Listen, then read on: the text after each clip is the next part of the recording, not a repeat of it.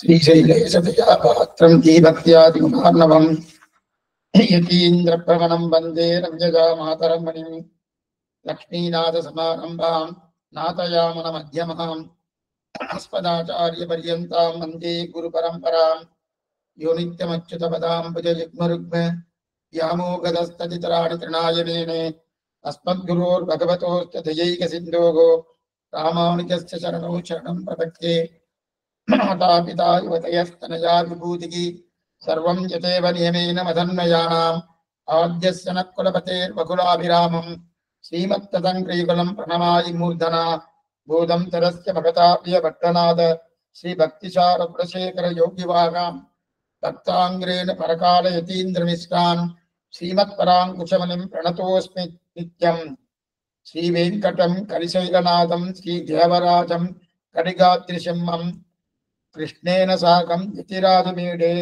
स्वप्नेन दृष्टान् मम देशिकेन्द्रान् यतीश्वरं प्रणवं यागं वेदात्तार्यं महागुरुं करोमि बालबोधात्तं यतीन्द्रमददीपिकाम्. சுவாமி ஸ்ரீனிவாசாச்சாரியர் ஜோடயாச்சாரிய சுவாமி என்று சொல்லப்படுகிறது. சோழசிம்மபுரம் அந்த சுவாமியுடைய அனுகிரகத்தாலே அவருடைய சிஷ்யராக இருக்கக்கூடிய ஸ்ரீனிவாசாச்சாரிய சுவாமி அவருடைய சொப்னத்தில் தான் எழுந்தருளி இருந்து இந்த வேதாந்தத்துக்கு ஒரு சாரமாக ஒரு கிரந்தத்தை அனுகிரகிக்க வேண்டும் என்று அவர் நியமிக்க, அந்த நியமனத்தின்படியே அவருடைய சசிஷ்யராக இருக்கக்கூடிய ஸ்ரீனிவாசாச்சாரிய சுவாமி இருவருக்கும் ஒரே பேரே, ஆச்சாரனுக்கும் அதே பேர், சிஷ்யனுக்கும் அதே பெயர். அந்த ஸ்ரீனிவாசாச்சாரிய சுவாமியுடைய ஆச்சரியமான யதீந்திரமத தீபிகா என்று சொல்லக்கூடிய அந்த கிரந்தத்தை அனுபவித்துக் கொண்டிருக்கிறோம். ஆச்சரியமான கிரந்தம். அப்படின்னு கொஞ்சம் சிரமம்தான் சொன்னேன், ஆனால் கொஞ்சம் நிதானமா நம்ம கேட்டோம்னா நன்னா புரிஞ்சிடும். இது புரிஞ்சபடியான என்ன சுவாமின்னா, வாதங்கள் விடுதணும், நமக்கு தேவையில்லாத வாதங்கள் சிலவே பண்றார். சாஸ்திரம் இப்படி சொல்லியிருக்க செய்தே உங்க சம்பிரதாயம் இப்படி இருக்கேன்னு சொல்லுவார். சாஸ்திர சம்மதமா தான் இருக்கு. அப்ப அதுக்கெல்லாம் சமாதானம் சொல்லணுமோனோ? அது மட்டும் இல்ல, சாஸ்திரம் இதைத்தான் சொல்லித்து அப்படின்னு சில பேர் வாதம் பண்ண உருவா. சாஸ்திரத்தை தெரிஞ்சுட்டு இருக்க மாட்டா, ஏதோ யாரோ ஒருத்தர் எத்தையோ சொல்லியிருப்பார், அதை வைத்துக் கொண்டு அதற்கு தப்பான அர்த்தத்தை கற்பித்துக் கொண்டு அவ வாதம் பண்ண வருவா. ஏன்னா இன்னார் இன்னார் இன்னார் என்று ஒரு பிடிவாத குணத்தோடு இருக்கக்கூடிய வாதம் பண்ண வரச்சே அவளுக்கு சொல்லக்கூடிய ஒரு தன்மை இருக்கணுமோனோ, அந்த தன்மையைத்தான் இங்க பிரதானமா தெரிவிக்கிறார். ஆச்சரியமான கிரந்தம். அதிலே என்னைக்குமே 2 பிரமாணங்கள் பிரதானமா எடுத்திருக்கார். 2 விஷயங்கள் பிரதானம். அதாவது பிரத்யக்ஷம் அனுமானம் அப்படின்னு தெரிவித்திருக்கார். இன்னைக்குமே எல்லா பதார்த்தத்தையும் 2ஆ பிரிக்கப்படுகிறது. எல்லா பதார்த்தத்தையும் 2ஆ பிரிக்கப்படுகிறது. பிரமாணம் பிரமேயம். பிரமாதா விட்டுடுங்கோ, பிரமாணம் பிரமேயம் 2ஆ பிரிக்கிறது. அந்த 2ஆ பிரிக்கிறதுலே பிரமாணத்தை 3ஆ பிரித்தார். பிரத்யக்ஷ பிரமாணம், அனுமான பிரமாணம், சப்த பிரமாணம். அதுக்கப்புறம் பிரமேயத்திலே அதையும் 2ஆ பிரிக்கிறார், திரவியம் அத்ரவியம் என்று. ஆக பிரமாணத்தை 3ஆக பிரித்தார். சப்த பிரமாணம், அனுமான பிரமாணம், அதே போல பிரத்யக்ஷ பிரமாணம். அதே போல இங்க இருக்கக்கூடிய பிரமேயம் இருக்கணும், அந்த பிரமேயத்தை 2ஆ பிரிக்கிறார், திரவியம் அத்ரவியம்னு. ஆக மொத்தத்துல இது 10 அவதாரத்தை போல இருக்கிறது. இப்ப 10 அவதாரங்கள், 10 பகவானுக்கு 10 அவதாரங்கள், ஆழ்வார் திருவாய்மொழி 10 பத்துக்கள், எத்தனையோ 10 இருக்கு. அதுல 10 அவதாரமாக சுவாமி ஸ்ரீனிவாசாச்சாரிய சுவாமி எடுத்திருக்கார். அதுல முதல் அவதாரமாக இருக்கக்கூடிய பிரத்யக்ஷத்தை அனுபவிக்க பெற்றோம். அடுத்தபடிகள் அனுமானம். இந்த அனுமானத்தை தான் கடந்த காலட்சேபத்திலே ஆரம்பிச்சிருக்கோம். அனுமானம்னா என்ன ஏது? ஏன்னா பிரத்யக்ஷம்னா கண்ணால பார்க்கக்கூடியது இது. பிரத்யக்ஷம் 5 நிலையில சொல்லலாம். கண்ணால பார்ப்பது பிரத்யக்ஷம், காதால கேட்பது பிரத்யக்ஷம், மூக்கால் நுகர்வது பிரத்யக்ஷம், சப்தத்தால் கேட்பது பிரத்யக்ஷம், தொட்டு உணர்வது பிரத்யக்ஷம். இதெல்லாம் பிரத்யக்ஷம். சுவாமி இதெல்லாம் எப்படி சுவாமி பிரத்யக்ஷம்? இதெல்லாம் பார்த்துருக்கோம். நம்ம கண்ணால பார்க்கறது பிரத்யக்ஷம், அது நல்லா புரியுது. காதால கேட்க பிரத்யக்ஷம் ஆகுமான்னா யாரோ இன்னார் பேசிட்டு இருக்கார், அவரை நம்ம பார்க்கல, ஆனா சுவாமி இன்னார் பேசுறார், இந்த சுவாமி தான் பேசுறார் அப்படின்னு சொல்றோமோ, அது காதால கேட்கக்கூடிய பிரத்யக்ஷம். ஒரு வாசனை இருக்கு, துளசி வாசனை, அது நல்ல நறுநாற்றமா இருக்கலாமோ, அந்த வாசனையை பார்த்து இது மல்லி புஷ்பம். இன்னொரு வாசனை பார்த்து இது தின்பண்டம், இப்படிப்பட்ட தின்பண்டம் அப்படி சொல்றோமோ, இதுவும் பிரத்யக்ஷம் தான். ஆனா அந்த வஸ்துவையை நம்ம பார்க்கல, பார்க்காம இருக்க செய்தே அதோடைய விலையை சொல்றோமோ, அதுக்கு பிரத்யக்ஷம் வேறு. அதே போல நம்ம தொட்டு பார்க்கிறோமோ, ஒண்ணு தொடர்ச்சே இது இந்த மாதிரி இருக்கு, இது பழமாகத்தான் இருக்கணும் அப்படின்னு சொல்றோமோ, அதுவும் பிரத்யக்ஷம் தான். ஆக பிரத்யக்ஷத்தாலே 5 நிலைகளை தெரிவித்தார் நம்முடைய பூர்வாச்சாரியர்கள். இப்ப அனுமானம். அனுமானம்னாலே பட்சம், சாத்தியம், கேது கொஞ்சம் சமந்தான். அடையன் சமந்தான் மறுபடியும் சொல்லிட்டு இருக்கிறேன். நீங்க சமப்பட அவசியமே இல்லை. இது சொல்றதுனால என்ன அர்த்தம் கிடைக்குன்னா, ஜாகிரதையா கேட்கணும்னு அர்த்தம். இப்ப ஜாகிரதையா கேட்கணும்னு என்ன அர்த்தம்? சமத்துல இருக்கு, அதனால இதையே உன்னிப்பா பார்க்கணும். பட்சம், சாத்தியம், ஏது, இந்த 3 வைத்துக் கொண்டுதான் அனுமானத்தை பிரதானமா தெரிவிக்கிறார். இப்ப இது வரைக்கும் நம்ம பிரத்யட்சத்தை பார்த்துட்டோம். இப்ப அனுமானம். அனுமானம்ன்றது என்னதுன்னா, என்ன சுவாமி அனுமானம்னா என்ன? அதாவது அனுமானத்திற்கு பிரத்யட்சம் இருக்கணும். பிரத்யட்சம் இல்லைன்னா அனுமானம் நமக்கு புரியவே புரியாது. ஏற்கனவே பிரத்யட்சம் இருக்கணும். பிரத்யட்சத்தால் தான் அனுமானத்தை நம்ம சாதிக்கவே முடியும். அப்ப நம்ம அனுமானிக்கணும்னா அந்த பிரத்யட்சம் இருக்கணுமான்னா, ஏற்கனவே அந்த அனுமானிக்கக்கூடிய தன்மையை பிரத்யட்சத்தால் சாதித்திருக்கணும். பிரத்யட்சத்தால் சாதிக்கப்பட்டதைத்தான் நான் அனுமானிக்க முடியுமே தவிர, நான் எதையுமே பார்க்கல நான் அனுமானிக்கிறேன்னு சொல்றேன்னா சொல்ல முடியாது. அப்ப அனுமானத்துக்கு பிரதானம் பிரத்யக்ஷம் தெரியுது, அடிப்படை பிரத்யக்ஷம் அப்படி தெரியுது. இப்ப நான் பார்க்க வேண்டியது 2வது அவதாரம் அனுமானம். அதாவது பிரத்யக்ஷம் இருக்கணும், ஆனால் இது இப்படி இருக்கிறபடியாலே இது இப்படித்தான் இருக்கணும். இதுதான் அனுமானம். இது இப்படி இருக்கிறபடியாலே யாரோ 2 சுவாமி வந்தார். எப்பவுமே 2 சுவாமி தான் வந்துட்டு இருப்பார். சுவாமி அங்க இருக்கக்கூடிய வராக சுவாமி வந்தார் அப்படின்னு சொன்னேன். அப்ப வராக சுவாமி வந்தார்னா இவர் தெய்வநாயக சுவாமி வந்தார்னு சொல்லவே வேண்டாம், கூடவே அவர் வந்துட்டு இருப்பார்னு அர்த்தம். 2 பேரும் பிரிவதே கிடையாதுன்னு சொல்றா இல்லையா? வராக சுவாமி வந்தார்னா உடனே அனுமானிக்கிறோம், தெய்வநாயக சுவாமி வந்தார் அனுமானிக்கிறமானோ, அதைத்தான் தெரிவிக்கிறாரு. இது இப்படி இருக்கிறபடியால் இது இப்படித்தான் இருக்கணும். இது இப்படி இல்லை, அதனால அது இல்லாதபடியால் இது இல்லை என்று சொல்றோமோ, அதுதான் அனுமானம். இந்த அனுமானத்துக்கு அடிப்படை இது. ஆனால் அனுமானத்தை வைத்துக் கொண்டு ஓகோன்னு தார்க்கிகன் ஓகோன்னு எழுதுவான். தர்க்கவாதிகளுக்கு தார்க்கிகன் பேரு. அந்த தார்க்கிகன் என்ன பண்ணுவான்னா, நியாயசாஸ்திரம் அவன் என்ன பண்ணுவான்னா, தார்க்கிகன் ஓடோடு எழுதுவான். அனுமானத்தை வைத்துக் கொண்டு பகவானை சாதிக்கலாமா? அது வியாப்தியும் சொல்லுவாங்க. என்ன வியாப்தின்னா பின்னாடி வரைச்ச சொல்றேன், இப்பயும் சொல்றேன். இப்ப ஒரு பானை பண்றதுக்கு கொயவன் தேவை. இவ்வளவு பெரிய பிரபஞ்சம் பண்ணணும்னா யாரோ ஒருத்தர் இருக்கணுமானோ, அதுதான் அனுமானம். அப்ப அவன் தான் ஈஸ்வரன். ஈஸ்வரனை அனுமானித்துக் கொண்டு நான் சொல்கிறேன். பிரத்யட்சத்தாலும் சொல்ல முடியாது, பகவானை யாரும் பிரத்யட்சமா சேவிக்க முடியாது. சரி சுவாமி, சப்தம் ஒன்றுதான் பிரமாணம். ஆனா அந்த சப்தத்தை காட்டிலும் தார்க்கிகன் என்ன பண்றான்னா, அனுமானத்தை வைத்துக் கொண்டு ஓகோன்னு சொல்றான். ஆனா அத்தனை வேதாந்திகளும் ஒத்துக்கொண்டது அனுமானத்தால் பகவானை சாதிக்க முடியாது. என்ன புரிஞ்சுக்கோ, பகவானை சாதிப்பது என்னன்னா சப்த பிரமாணம் மட்டும்தான். தவிர மற்ற எதுவுமே கிடையாது. அப்ப அனுமானத்தை வைத்து பிரம்மத்தை சாதிக்கலாமா? சாதிக்க முடியாது. பிரம்மத்தை அனுமானித்தாலோ பிரத்யட்சத்தாலோ சாதிக்க முடியாது, ஸ்தாபிக்க முடியாது.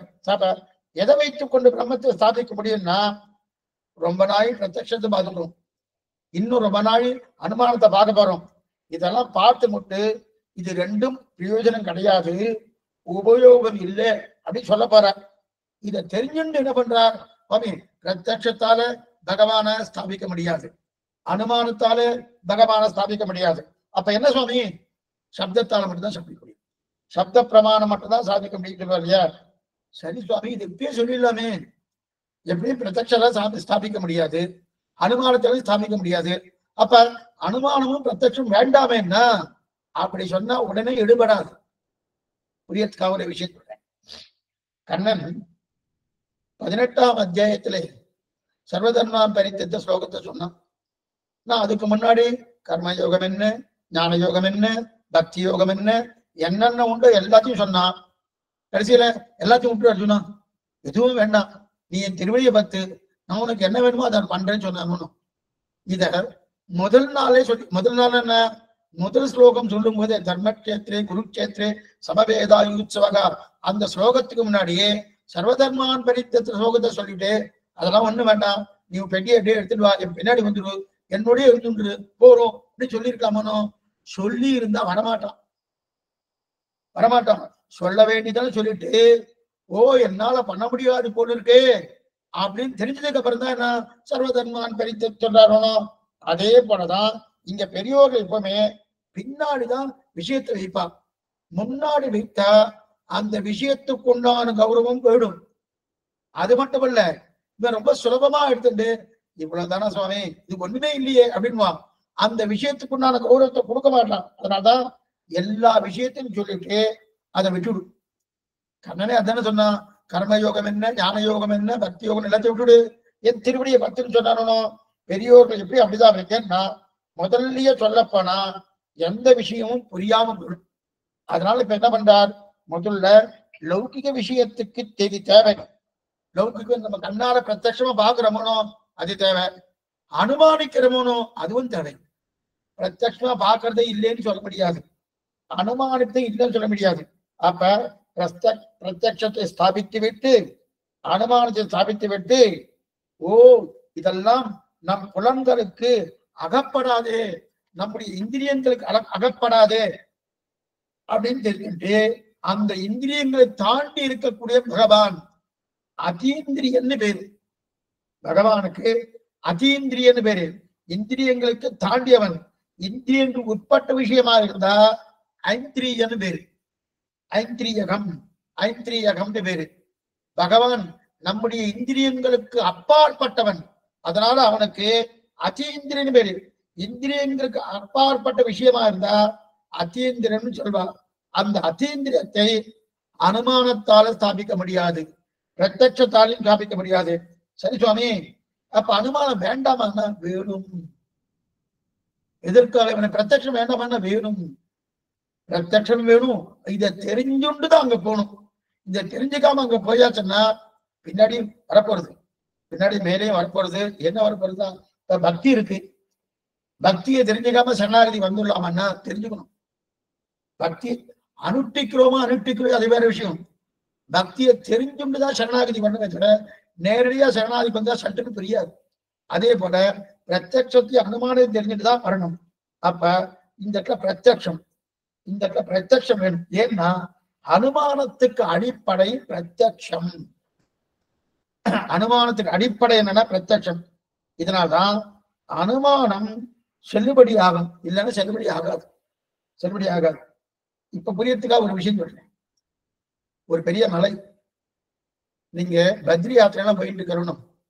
பத்ரி யாத்திரை போகும்போது கிட்டத்தட்ட நம்ம கண்டமென்னும் கடிநகர், அந்த கண்டமென்னும் கடிநகர் தாண்டி போயாச்சுன்னா ஒரே மலையா இருக்கும். சில மலையில எல்லாம் அதுவும் வெயில் காலமா இருந்துச்சுன்னா சில புகை வந்துட்டே இருக்கும். அந்த புகை வந்து இருக்குமோ, அந்த புகையை பார்த்து உடனே ஒரு சுவாமி சொன்னார், சுவாமி அங்க நெருப்பு இருக்குன்னு. அந்த புகையை பார்த்து நெருப்பு இருக்குன்னார். என்னமா சொல்றேன்னு கேட்டோம்.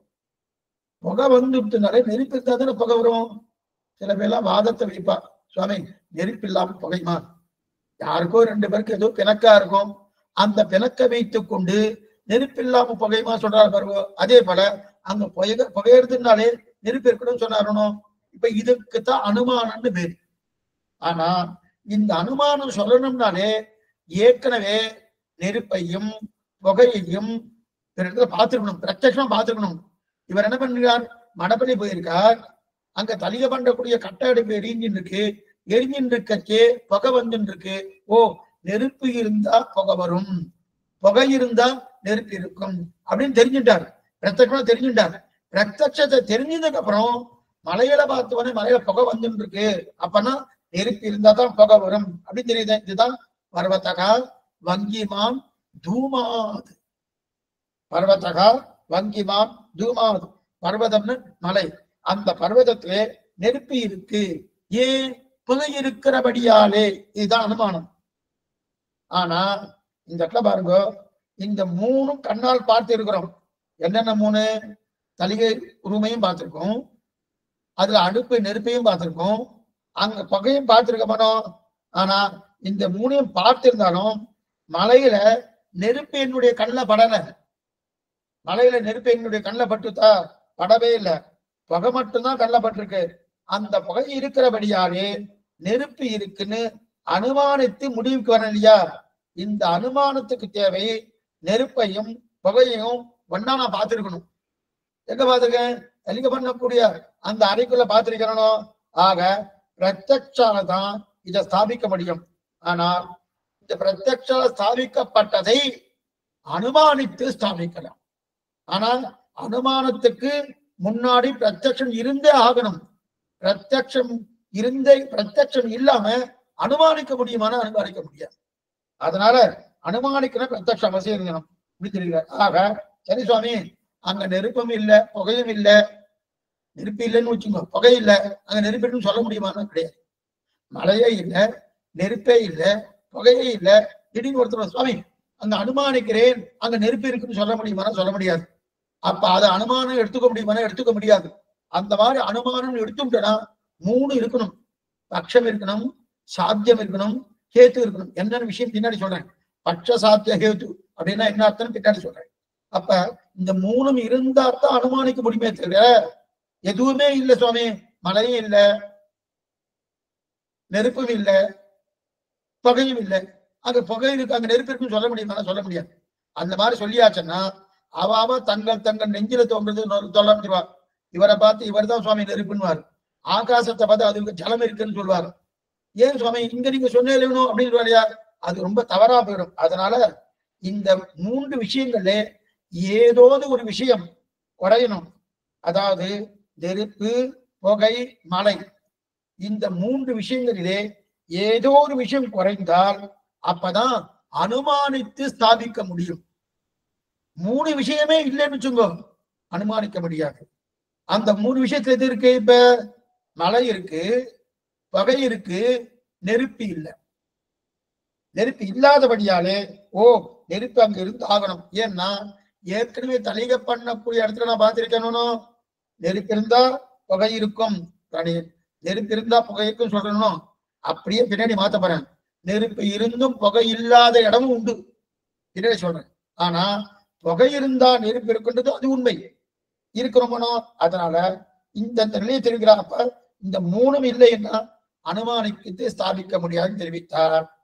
இப்ப என்னென்ன சொற்களுக்கு என்னென்னு பார்க்கணும். இப்ப இந்த சுவாமி சீனிவாசாச்சாரிய சுவாமி வியாப்தி, வியாபகம், வியாபியம், ஹனுமதி, ஹனுமானம் அப்படின்னு 5 எடுத்திருக்காங்க. வியாப்தி, வியாபகம், வியாபியம், ஹனுமதி, ஹனுமானம், இந்த 5 எடுத்திருக்காரு. அனுமதினா என்ன, வியாப்தினா என்ன, வியாபகம்னா என்ன, அதே போல வியாபியம்னா என்ன, ஹனுமானம்னா என்ன, இது பார்க்கணும். அனுமதினா பிரமிதி, பிரமித்தின்னா ஒரு ஞானம். என்ன ஞானம் தானே? நமக்கு ஒரு ஞானம் ஏற்படுறதும்.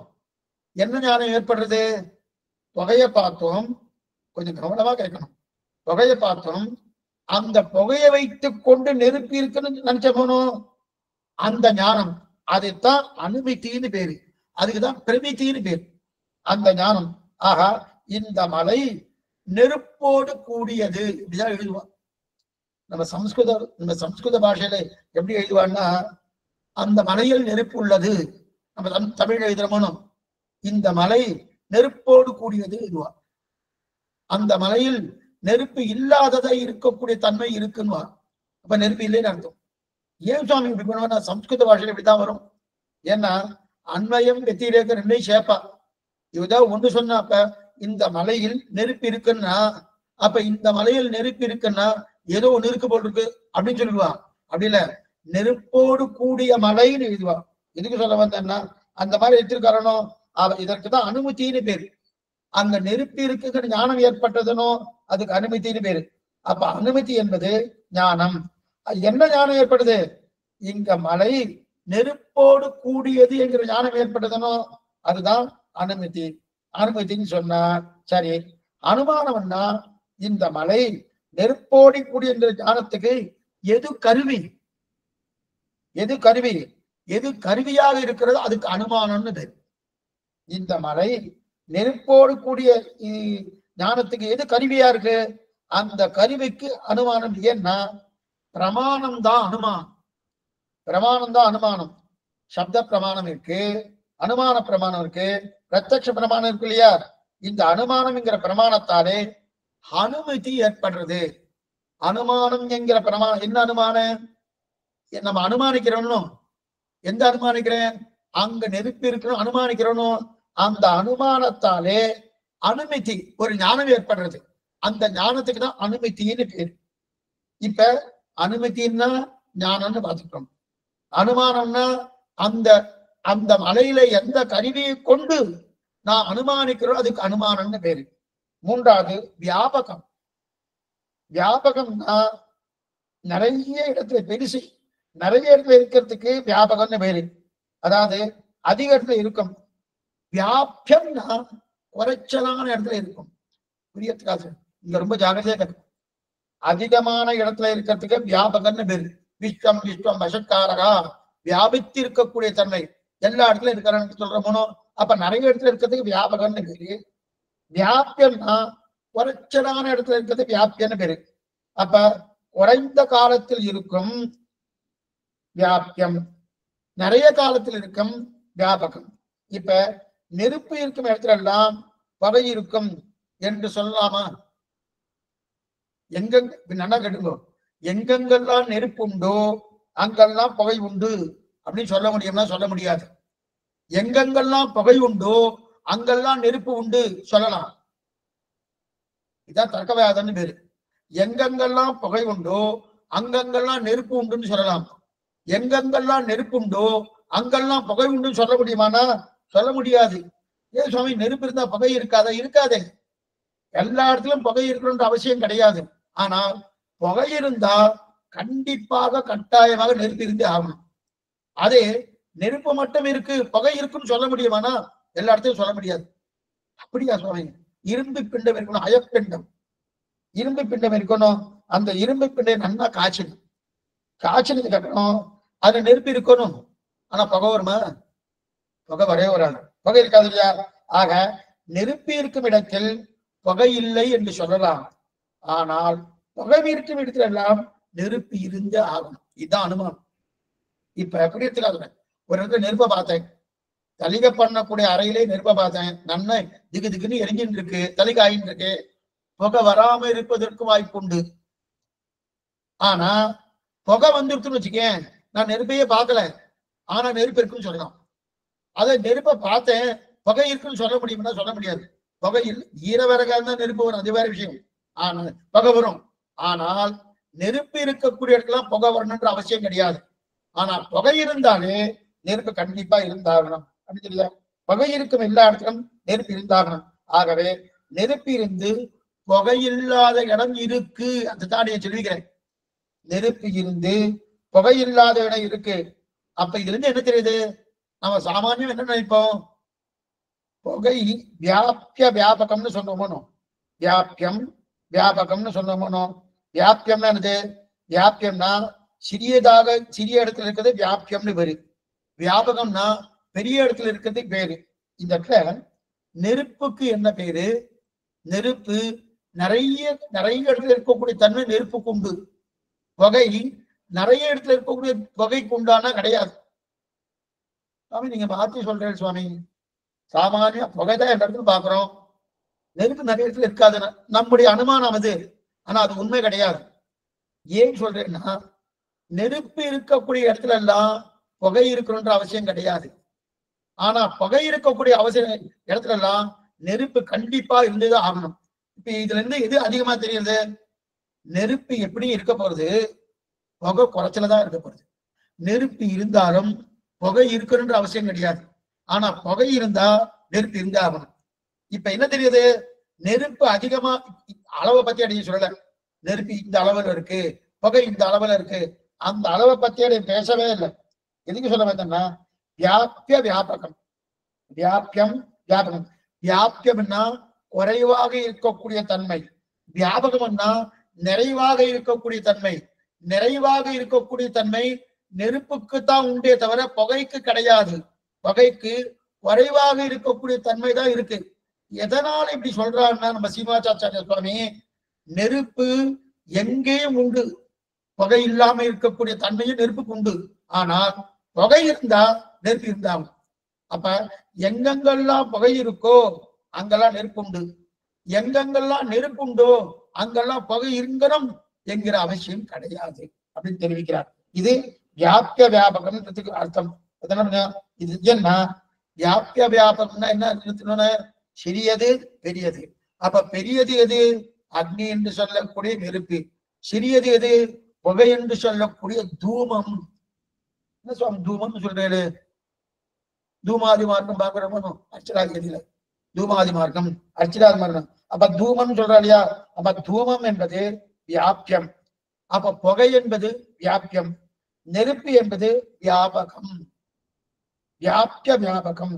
அப்ப வியாபகம் என்பது நிறைய இடத்துல இருக்கு அப்படின்னு தெரிவிக்கிறா இல்லையா?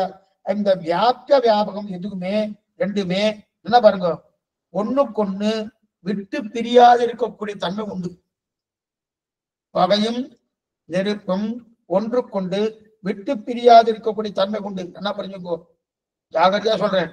ஆனா நெருப்பு இருக்கக்கூடிய இடத்துல புகை இருக்கணும்ன்ற அவசியம் இல்லை. புகை இருந்தா நெருப்பு நிச்சயம் உண்டு. ஆனா அந்த இடத்துலதான் அது விட்டு பிரியாத தன்மை இருக்கு. அப்ப ஒன்றுக்கொண்ணு விட்டு பிரியாது.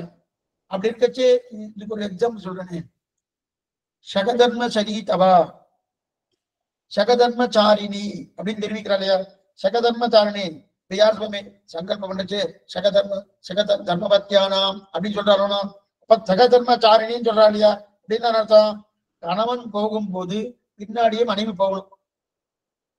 பின்னாடியே மனமுனா கணவன் போகணும், கடைக்கு போனா பின்னாடி போனாடின்னு சொல்லல. கணவன் போகும் இது எங்க தெரிவிக்கிறார்? இயம் சீதா மம சுதா சகதர்ம சரீதவா பிரதிச்சேனாம் பத்ரந்தே பானின்ஷ பாலனகாப்ரு அப்படின்னு தெரிவிக்கிறார். யாரு இது சொல்றது? யாரு சொல்றாரு? குரு சொல்லுகிறார். மாமனார். யாருடைய மாமனார்? ராமனுடைய மாமனார். அவர் தெரிவிக்கிறார். எதுக்கு சொல்ல வந்தேன்னா, அப்படி இருக்கச்சே சகதர்மச்சாரிணின்னு சொல்றாரு இல்லையா? அந்த மாதிரி ஒண்ணுத்துக்கொண்ணு வியாபியமும் வியாபகமும் ஒன்றுக்கொண்டு இரண்டு ஒன்னாகத்தான் வரும். எப்போது விட்டு பிரியாமல் இருக்கும். ஆக எங்கெங்கெல்லாம் புகை இருக்கிறதோ, எங்கெங்கெல்லாம் நெருப்பு இருக்கும், எங்கெங்கெல்லாம் நெருப்பு இருக்கோ அங்கெல்லாம் புகை இருக்கின்ற அவசியம் கிடையாது அப்படின்னு தெரிவித்தார். இது அனுமானத்தால வருது. இப்ப அதுக்கப்புறம் பட்சம் சாத்தியம் ஹேத்துன்னு இருக்கு.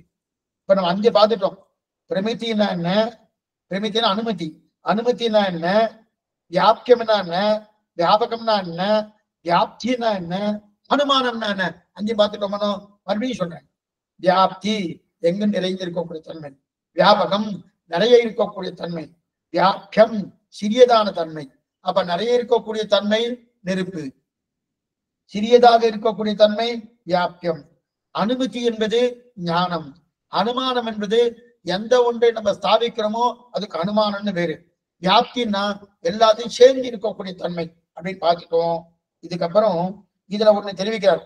பட்சம் சாத்தியம் ஹேத்துன்னு. அனுமானத்துக்கு இந்த மூணும் இருக்கணும். இந்த மூணும் இருந்தா தான் அனுமானிக்கவே முடியும். பட்சம், சாத்தியம், ஏது. இதுக்கு மேல இன்னொரு 2 எடுத்துக்காட்டு. சுவாமி என்ன சுவாமி நிறைய சொல்லிட்டே இருக்கேன்னா இன்னும் நிறைய சொல்ல போறேன்.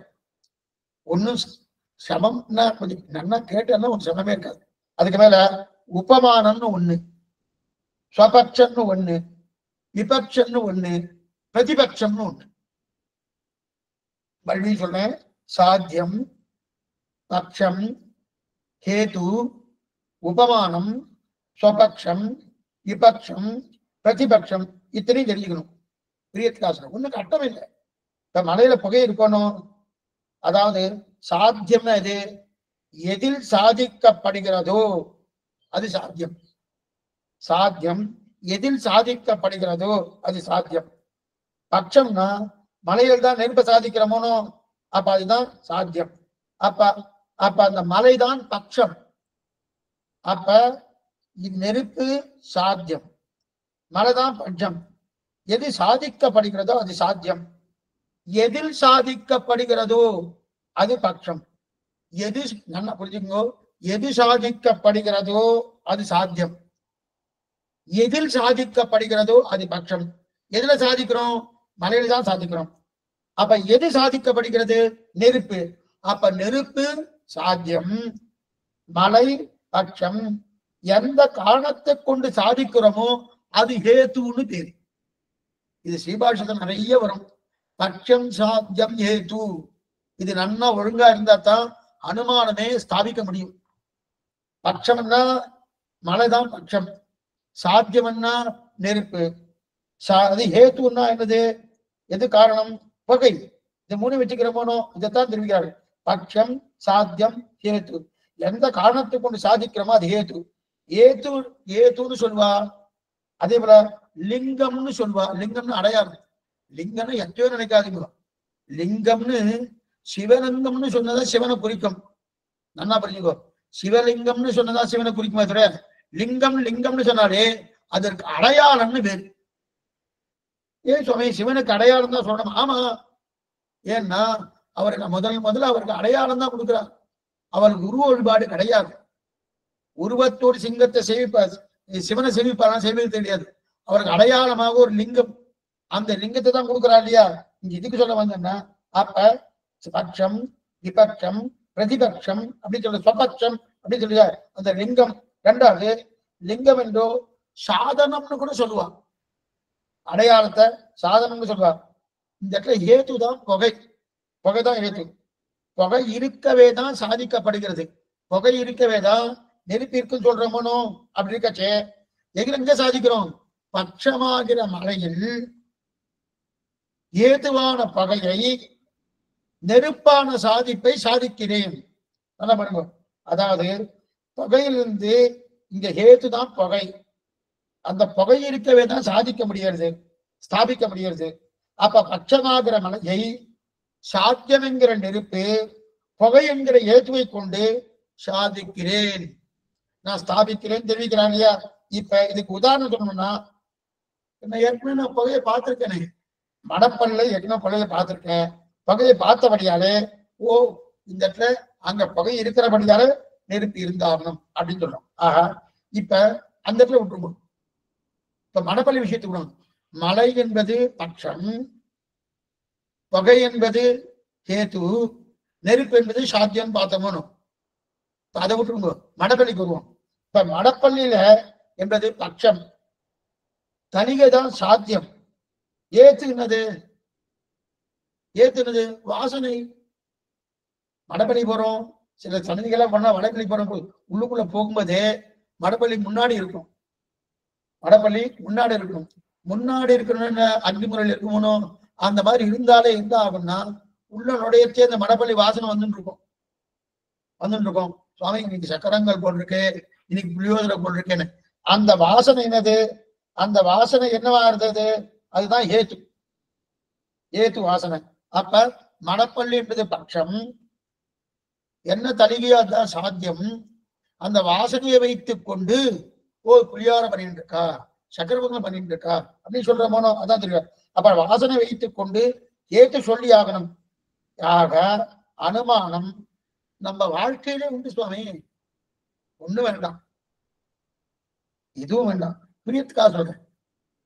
நீங்க காஞ்சிபுரம் போன இல்லைன்னா திருவல்லிக்கேணி வந்தா கூட நீங்க அங்க மாடுவையில ஒரு ஆத்துல இருக்குன்னு வச்சுக்கோங்க, ஒரு திருமாளிகள் இருக்கேன்னா பெருமாள் புறப்பாடு ஆயிட்டாரா இல்லையான்னு அனுமானத்தை தெரிஞ்சுக்கலாம். ஸ்ரீரங்கம் நல்லா தெரிஞ்சுக்கலாம். எப்படின்னா முதல்ல டோல் அடிப்பா.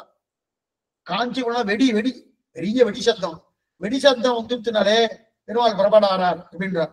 சுவாமி நீங்க பார்க்கவே இல்லையா சுவாமி, பெருமாள் புறப்பட்டாருன்னா அதுதான் அனுமானம். இந்த அனுமானம் நம்முடைய வாழ்க்கையிலே இருக்கு.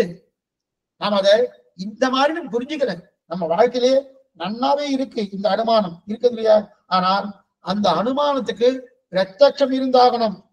பிரத்யட்சம் இல்லைன்னா அது பிரயோஜனம் இல்லை. ஆக எதில் சாதிக்கிறோமோ அது பட்சம், எதை சாதிக்கிறோமோ அது சாத்தியம், எதை வைத்துக் கொண்டு சாதிக்கிறோமோ அது ஹேத்து. அப்ப பட்சம் வேணும், ஏத்து வேணும், சாத்தியம் வேணும். இந்த மூன்றும் இருந்தா தான் அனுமானத்தை நம்ம ஸ்தாபிக்க முடியும். இப்ப மறுபடியும் சொல்றேன், எதில் சாதிக்கிறோமோ அது பட்சம். இந்த பட்சம்னா மலைதான் பட்சம். அதே போல எதை சாதிக்கிறோம், நெருப்பை சாதிக்கிறோமோ அதுதான் சாத்தியம்னு பேரு. எதை வைத்துக் கொண்டு ஸ்தாபிக்கிறோம், புகையை வைத்துக் கொண்டு சாதிக்கிறோமோ அதான் ஹேத்துன்னு பேரு. இந்த மூணு சப்தங்கள் முக்கியம் அனுமானுக்கு. எதிலே, எதை, எதனால், இந்த மூணு சப்தம் தான். எதிலே பட்சம், எதை சாத்தியம், எதனால் ஏற்று. ரொம்ப சிரமமே இல்லை. சப்தங்கள் ஒண்ணுக்கு ஒண்ணு கொஞ்சம் முரண்பட்ட மாதிரி தெரியுமே தவிர எதனால், எதை, எதிலே இப்படி வச்சுக்கோ. எதிலே, எதை, எதனால். எதிலே என்றால் பட்சம்னு பேரு, எதை என்று சொன்னால் சாத்தியன்னு பேரு, எதனால் என்று சொன்னால் அதுதான் ஹேத்து. ஹேத்துன்னா காரணம், காரணம்னு பேரு. அப்ப எதிரே தெரிவிக்கிறீங்க. அதனால ஏற்கனவே நாம் அடப்பல்ல பார்த்திருக்கிறபடியால இதெல்லாம் சரி. இப்ப பட்சம் என்பது மலை. இப்ப ஸ்வபட்சம்னா என்ன, விபட்சம்னா என்ன, பிரதிபட்சம்னா என்னன்னு பார்ப்போம். பட்சம் என்பது மலை, ஸ்வபட்சம்னா மலையில பார்த்தோம். என்ன பார்த்தோம், பர்வதகா வங்கிமான் தூமாதுன்னு மலையை பார்த்தோம்.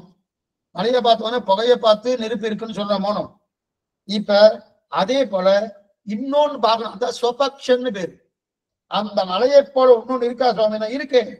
மடப்பள்ளி பார்த்திருக்கேனே, மடப்பள்ளியில கேஸ் அடுப்புன்னா அடியடி தெரியாது. மடப்பள்ளின்னு சொன்னா கட்டடுப்பு தான் நீங்க சொல்லிட்டு இருக்கேன். இதுக்கு சொல்ல வந்தேன்னா அப்ப அந்த கட்டடுப்பு இருக்கணும், அந்த மடப்பள்ளி இருக்கு இல்லையா, அந்த மடப்பள்ளிய பக்க பார்த்திருக்கணும். அப்ப அந்த மலையை போல இந்த மடப்பள்ளி, அங்க புகையை போல இங்க வாசனை. அதே போல அங்க இருக்கக்கூடிய எதை ஸ்தாபிக்கிறோம், இங்க ஏதோ பிரசாதத்தை ஸ்தாபிக்கிறோம், அங்க நெருப்பை ஸ்தாபிக்கிறோமோ. அப்ப இதுக்குதான் ஸ்வபக்ஷம்னு பேரு. அங்க பட்சம் எப்படி இருக்கோ அதை போல இருக்கக்கூடிய தன்மைக்கு ஸ்வபக்ஷம்னு பேரு. ஆக மலையில புகை இருக்கு, நெருப்பு இருக்கு, மடப்பல்ல புகை இருக்கு, நெருப்பு இருக்கு. இந்த பட்சத்தாலே இந்த பட்சம் இருக்கணும், அதனால அதுக்கு ஸ்வபக்ஷம்னு பேரு. அதுல இருக்கிறா போல இதுல இருக்கணும், அதுக்கு அதை போல இது, அதான் ஸ்வபக்ஷம். அதை போல இதுன்னு சொல்றதுதான் ஸ்வபக்ஷம்னு பேரு. விபக்ஷம்னா என்ன சுவாமி, விபக்ஷம்னா மாறுபட்டது. விபக்ஷம்னா மாறுபட்டது. விபக்ஷம்னா என்னன்னா புரியத்துக்காக சொன்னேன். இப்ப திருவல்லிக்கேணி போனேன், அங்க கைலவரி புஷ்கரணி, கைலவரி புஷ்கரணிய புகை வந்துட்டு இருக்கு சுவாமி, நெருப்பு இருக்கு சுவாமி. அதுல அது கைலவரி புஷ்கரணி சுவாமின்னா அங்க நெருப்பும் கிடையாது, புகையும் கிடையாது. நெருப்பும் கிடையாது, புகையும் கிடையாது. புகை பார்க்க முடியுமா சுவாமி, நீங்க சொன்னேன் சுவாமின்னா மலையில தான் சொன்னேன், மலையில தான் சொன்னேனே தவிர இங்க சொல்லல. கைலவரி புஷ்கரணியில நெருப்பு இருக்குமா இருக்காது, புகை இருக்குமா இருக்காது. இதற்குத்தான் விபக்ஷம்னு பேர். ஸ்வபக்ஷம்னா அங்க இருக்கிறப்போ மலையில இருக்கிறப்போ இருந்தா அதுக்கு ஸ்வபக்ஷம்னு பேரு. மலையில இருப்பதற்கு எதிர்த்தட்டாக இருந்தால் அதுக்கு விபக்ஷம்னு பேரு. அப்ப எதிர்த்தட்டாக இருக்கும், குளத்துல நெருப்பு இருக்குமா இருக்காது, புகை வருமா வராது. அதனால புகையோ நெருப்போ இல்லாதபடியால இந்த இடத்தில் வியாப்தியை சொல்ல முடியாது. இதற்கு விபக்ஷம்னு பேரு. எந்த இடத்துல சொல்ல முடியுமோ அது ஸ்வபக்ஷம்னு பேரு. இப்ப நாம் எடுத்துக்கொண்ட பட்சம் எதுவோ அதுக்கு பக்ஷம்னு பேர். ஆக பக்ஷம், ஸ்வபக்ஷம், விபக்ஷம் ஆயிடுது. அதுக்கு அடுத்தது வியாப்தி, வியாபக, வியாபகம், வியாபியம் இருக்கு இல்லையா? இப்ப இதெல்லாம் பார்த்துக்கணும். இத்தட்டுல பக்ஷம் என்ன, ஸ்வபக்ஷம் என்ன, விபக்ஷம் என்ன, வியாப்தி என்ன, வியாபகம் என்ன, வியாபியம் என்ன, இதெல்லாம் பார்த்துட்டோம். இனிமே அனுமானத்தை சொல்ல போறார்.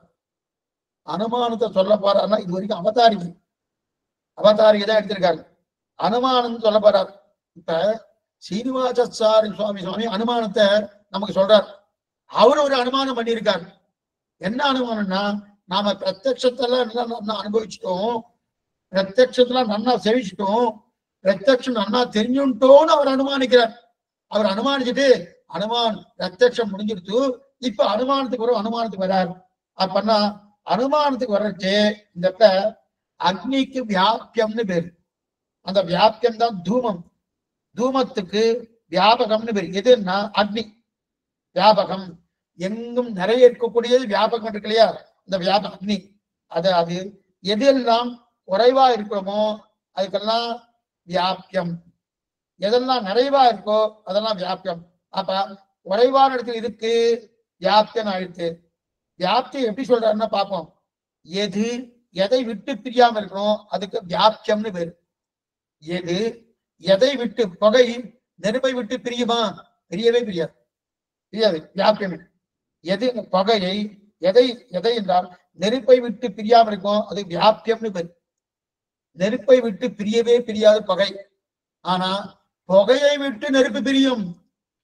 கொஞ்சம் இது அப்படியே திரும்பி போட்டா அதே போல புகையை விட்டு நெருப்பு பிரியாது அப்படின்னு சொல்லப்படாது. புகையில்லாத நெருப்பு உண்டு, ஆனா புகையில்லாத நெருப்பு உண்டு. ஆனா இந்த வரணும், புகை இருக்கு நெருப்பு இல்லைன்னு சொல்ல முடியாது. நெருப்பு இருக்கு புகை இல்லைன்னு சொல்லலாம். என்ன புரிஞ்சுக்கோ, நெருப்பு இருக்கு புகை இல்லைன்னு சொல்லலாம். ஆனால் புகை உண்டு நெருப்பு இல்லை சொல்ல முடியாது. நெருப்பு கட்டாயம் இருக்கும். நெருப்பு இருக்கு புகை இல்லைன்னு சொல்லலாம். ஏன்னா அதுக்குதான் அயப்பிண்டம்னு சொன்னேன். அயப்பிண்டம் என்னது? நம்ம சொல்ற மாதிரி இரும்பு துண்டு நன்னா காய்ச்சியாச்சுன்னா அதுல புகை வரதுக்கு வாய்ப்பே கிடையாது இல்லையா? அதான் தெரிவிக்கிறேன். ஆக புகை இல்லாமல் இருப்பது உண்டு, ஆனால் புகைதான் நெருப்பை விட்டு பிரியாமல் இருக்கும். நெருப்பு புகையை விட்டு பிரியாமல் இருக்கும் சொல்லப்படாது. புகைதான் நெருப்பை விட்டு பிரியா இருக்கும். அதனால் புகை என்றது ஒரு குறைதான், சிறியது. நெருப்பு தான் நிறைய இருக்கு, புகை குறைச்சலா இருக்கு. அப்ப நெருப்பு தான் பெரியது. பெரியது சிறியதுன்னா அளவை வைத்துக் கொண்டு சொல்லல. இது நிறைய இடத்துல இருக்கு நெருப்பு. புகை இல்லாம இருக்கக்கூடிய நெருப்பு உண்டு. ஆனா புகை இருந்தும் நெருப்பு இல்லாம இருக்கக்கூடிய தன்மை கிடையவே கிடையாது.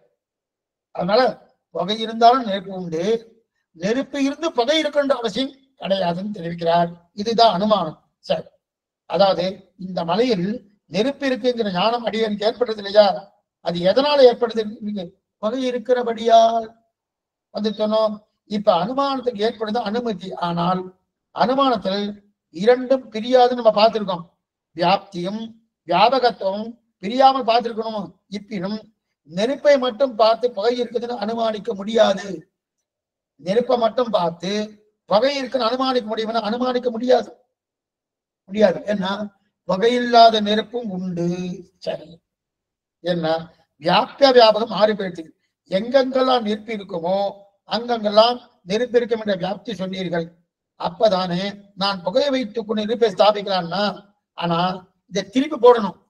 புகையை வைத்துக் கொண்டு நெருப்பை ஸ்தாபிக்கலாம், நெருப்பை வைத்துக் கொண்டு புகையை ஸ்தாபிக்க முடியும்னா ஸ்தாபிக்க முடியாது. புகையை வைத்துக் கொண்டு நெருப்பை ஸ்தாபிக்கலாம், நெருப்பை வைத்துக் கொண்டு புகையை ஸ்தாபிக்க முடியல. ஆனா எங்கெங்கெல்லாம் நெருப்பு இருக்கோ அங்கெல்லாம் புகை இருக்க வேண்டாம். ஆக நெருப்பை ஓர் ஹேத்துவாக கொண்டு சாத்தியமாக புகையை வைத்துக் கொள்ள முடியாது. என்ன பண்ணுங்க, நெருப்பு இருக்கு சுவாமி அதனால புகை சொல்ல முடியாது, புகை இருக்கு சுவாமி அதனால் நெருப்பு சொல்லலாம். அது ஏன் திருப்பி திருப்பி இதை 10 தடவை சொல்றேன்னா இங்கனால நம்ம தனைய தவறு பண்ணுவோம். என்னன்னா, எது போல புகை இருக்கிறபடியால நெருப்பு இருக்குன்னு நான் ஸ்தாபிக்கிறோனோ அதே போல நெருப்பு இருக்கிறபடியா புகை இருக்குன்னு நான் ஸ்தாபிக்கலாம்னா அப்படி ஸ்தாபிக்க முடியாது. அந்த மாதிரி ஸ்தாபிக்க முடியாது. ஏன்னா புகையில்லாத நெருப்பும் உண்டு அப்படின்னு தெரிவிக்கிறார் இல்லையா? ஆக எங்கெங்கெல்லாம் புகை இருக்க வேண்டாம். ஆக நெருப்பை ஒரு ஏதுவாக கொண்டு சாத்தியமாக புகையை வைத்துக் கொள்ள முடியாது. நெருப்பை சாத்தியமாக வைக்கலாம், புகையை ஏதுவாக வைக்கலாம். ஆனால் நெருப்பை ஏதுவாக கொண்டு சாத்தியமாக புகையை கொள்ள முடியாது. ஏன்னா இரும்பு பிண்டத்தில் நெருப்பு இருக்கு, ஆனால் பகை இருக்காது. ஆக வியாக்கியத்தை கொண்டு வியாபகத்தை சாதிக்கலாமே தவிர வியாபகத்தை மாற்றி வைத்துக் கொண்டு வியாக்கியத்தை சாதிக்க முடியாது. அப்படின்னா வியாக்கிய வியாபகம், வியாபகம் என்பது நெருப்பு, வியாக்கியம் என்பது புகை. புகையை வைத்துக் கொண்டு நெருப்பை சாதிக்கலாமே தவிர நெருப்பை வைத்துக் கொண்டு புகையை சாதிக்க முடியாது சொன்னார்கள். சரி, இப்ப இது என்ன ஆச்சரியம்னா, இது இத்தனையும் நம்ம தினமும் உபயோகப்படுத்திட்டு இருக்கோம். இது இத்தனையும் நம்ம தினமும் உபயோகப்படுத்திட்டு இருக்கோம். இந்த ஹேது இந்த மலையில் இருக்குன்னா இதுக்கு லிங்க பராமர்சின்னு பேர். சுவாமி அப்படியே எடுத்திருக்காரு, லிங்க பராமர்சி. லிங்க பராமர்சி அதாவது புகை மலையில் இருக்குன்னா அதுதானே அடையாளம், புகைதானே அடையாளம். இதுக்கு லிங்க பராமர்சம் பேர். இந்த மலை புகையை உடையது என்கிற ஞானம் வரணும், அதுதான் லிங்க பராமர்சம். எங்கெங்கெல்லாம் புகை இருக்குமோ அங்கங்கெல்லாம் நெருப்பு இருக்கு என்கிற ஞானம் வரணுமோனோ. ஆக ஸ்வபக்ஷ ஞானம், லிங்க பராமர்சம், இதை வைத்துக் கொண்டுதான் அனுமானம் என்ற கருவியாலே இந்த மலை நெருப்போடு கூடியது அனுமதி ஏற்படுகிறது. அனுமதின ஞானம். என்ன ஞானம் என்றது? ஸ்வபக்ஷ ஞானம். பக்ஷம் என்றது மலை. அந்த மலை ஒரு அடையாளத்தை கொண்டு, என்ன அடையாளம்? வகைங்கிற அடையாளத்தை கொண்டு என்ன தெரியுது? நெருப்பு இருக்குன்னு ஒரு ஞானம் ஏற்படுறதுனோ அனுமதி. ஆக வியாப்தி என்றாலே ஒரு உபாதியை பற்றாமல், உபாதின்னா ஒரு காரணத்தை வைத்துக் கொண்டு பண்ணா அது வராது. காரணத்தை வைத்துக் கொண்டு வந்தா வராது. உபாதி வராமல் எப்போதும் அந்த தொடர்பு இருந்தால் வியாப்தி என்று சொல்லப்படுகிறது. உபாதின்னா என்னது? உபாதின்னா எங்கெங்கெல்லாம் புகையை பார்த்தோனோ அங்கெல்லாம் நெருப்பு இருக்கு, இது வியாப்தி. சரி, இதுவே இப்ப இந்த பட்சத்தில் சேத்துவை பார்த்த ஞானம் இந்த இரண்டையும் சேர்த்தபடியாலே ஆகவே இந்த இடத்தில் சாத்தியமாக நெருப்பு இருக்கிறது என்று முடிவுக்கு வரேன். இதில் உபாதியை நடுவே புகுத்தினால், உபாதின்னா என்னது புரியத்துக்காக அது குற்றமா போயிடும், அது தப்பா போயிடும். உபாதின்னா என்ன புரியத்துக்காக ஈரவிறகு இருக்கிறபடியாலே புகையறதுன்னு சொன்னார். புரியத்துக்காக சொல்றேன். ஒரு சுவாமி என்ன சொன்னார்? சுவாமி அங்க புகையறதுன்னு சொன்னேன், நீங்க என்ன சொன்னீங்க? நெருப்பு இருக்கிறபடியாலே புகையறதுன்னு சொன்னேன். ஈரவிறகு இருந்தாலும் புகையுமே அப்படின்னு தோணும். இப்ப ஈரக விறகு இருந்தா புகையும் வந்து தோணும். இப்ப இரும்பு அயப்பெண்ணை இருக்கணும், அது ஈரவிறகு இல்லையே, அது ஈரவிறகு இல்லையே. ஈரவிறகு இருந்தால் புகையும். இப்ப உபாதி, இது உபாதின்னா எத்தையோ நடுவில் கொண்டு வந்து புகுத்துறான்னு அர்த்தம். எதை புகுத்துறா? நாம ஒரு ஹேது வச்சுட்டு இருக்கோம், ஒரு சாத்தியம் வச்சுட்டு இருக்கோம், ஒரு பட்சத்தை வச்சுட்டு இருக்கோம். இந்த பட்சத்துக்குள்ள இந்த உபாதி இந்த காரணத்தினால் இது அப்படின்னு வந்து விட்டோம்னா அது தப்பா போயிடும். இங்க என்ன காரணம் எடுக்கிறார்? அது ஈரவிறகு. ஈரவிறகு ஆனபடியாலே புகையும்னு அப்படி சொல்லியாச்சுன்னா இப்ப புரியத்துக்காக சொன்னேன். இப்ப அயப்பிண்டம் இருக்கணும், இரும்பு பிண்டம். அந்த இரும்பு பிண்டத்துல புகை இல்லையே. அப்ப ஈரவிறகு ஆனபடியானது புகையும் சொல்ல முடியுமான்னா சம்பந்தமே இல்லையே. அயப்பிண்டத்துக்கும் ஈரவிறகுக்கும் சம்பந்தமே இல்லையே. அதனாலதான் ஒரு உபாதியை வைத்துக் கொண்டு வியாப்தியை சொல்ல போனா தோஷம் வரும். அப்பனா ஈரவிறகுன்னு நடுவு சேர்க்கப்படாது. பட்சம் இருக்கணும், சாத்தியம் இருக்கணும், கேத்து இருக்கணும், அப்படின்னா மலை இருக்கணும்.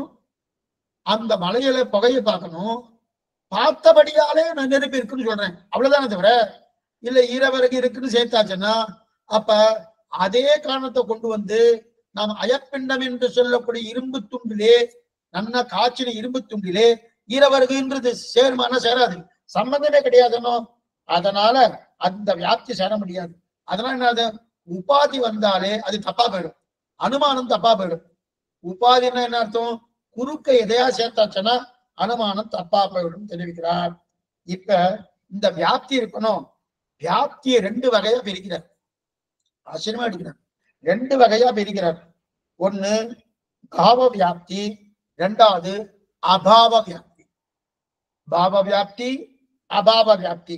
அதாவது இல்லைன்னா இப்படி சொல்லலாமே, அன்வய வியாப்தி, வெதிரேக வியாப்தின்னு சொல்லலாம். இப்படி சொன்னா கொஞ்சம் நல்லா புரியும். பாவ வியாப்தி அபாவ வியாப்தின்னு சொல்றது போல அன்வய வியாப்தி, வெதிரேக வியாப்தி. அன்வயம் வெத்திரேகன என்னது புரியத்துக்கா சொன்னேன். லக்ஷ்மீநாத சமாரம்பாம் ஞாதயாம் மத்தியமாம் அஸ்மத் ஆச்சாரிய பரியந்தாம் வந்தே குரு பரம்பராம். இது அன்வயம். வெத்திரேகம் என்னது? அஸ்மத் குரு சமாரம்பாம் இதிசேகர மத்தியமாம் லக்ஷ்மி வல்லப பரியந்தாம் வந்தே குரு பரம்பராம். இது வெத்திரேகம். அப்ப மேலிருந்து கீழே சொல்றது, கீழிருந்து மேல போறது. இது ஒரு அர்த்தம்.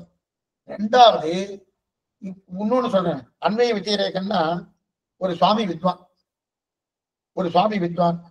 அந்த வித்வான்னு சொன்னா சுவாமி இவர் வித்வான் சுவாமி இந்த ஊர்ல அப்படின்னு சொன்னா அது அன்வயம். இவரை தவிர மற்ற யாரும் வித்வான் கிடையாதுன்னு சொன்னா அது வெத்திரேகம்னு பேர். இவரை தவிர மற்ற யாரும் கிடையாதுன்னு சொன்னா அது வெத்திரேகம்னு பேர். அப்ப வெத்திரேகத்திலையும் சொல்லணும், அன்வயத்திலையும் சொல்லணும்.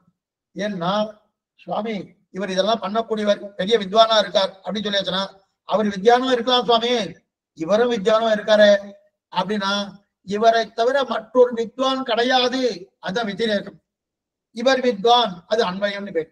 அப்ப அன்வயம் வெத்திரேகம் இருக்கணும். இப்ப பல விஷயத்துல அன்வயத்தை சொல்லிட்டு கூடவே வெத்திரேகத்துல சொன்னோம். அப்படி சொன்னாதான் நன்னா அரக்கு வைத்து நன்னா சீல் வைத்தா போல நன்னா அந்த ஸ்தாபிக்கப்படுறது. இல்லைன்னா அதை நன்னா திறந்து வேற ஏதாவது பண்ண ஆரம்பிச்சுக்கணும். அப்ப அன்வயத்திலையும் சொல்லணும், வெத்திரேகத்திலையும் சொல்லணும், 2த்தையும் சொல்லணும். போனோம் அரக்கு வைத்தார் போல முடிக்கிறோம் இல்லையா? பிரியத்துக்காக சொல்றேன். ஒரே ஒரு எக்ஸாம்பிள் சொல்றேன். பிரகலாதன் இரண்யகசிபு கேட்கிறான், தகப்பனார் பகவான் இருக்கானா?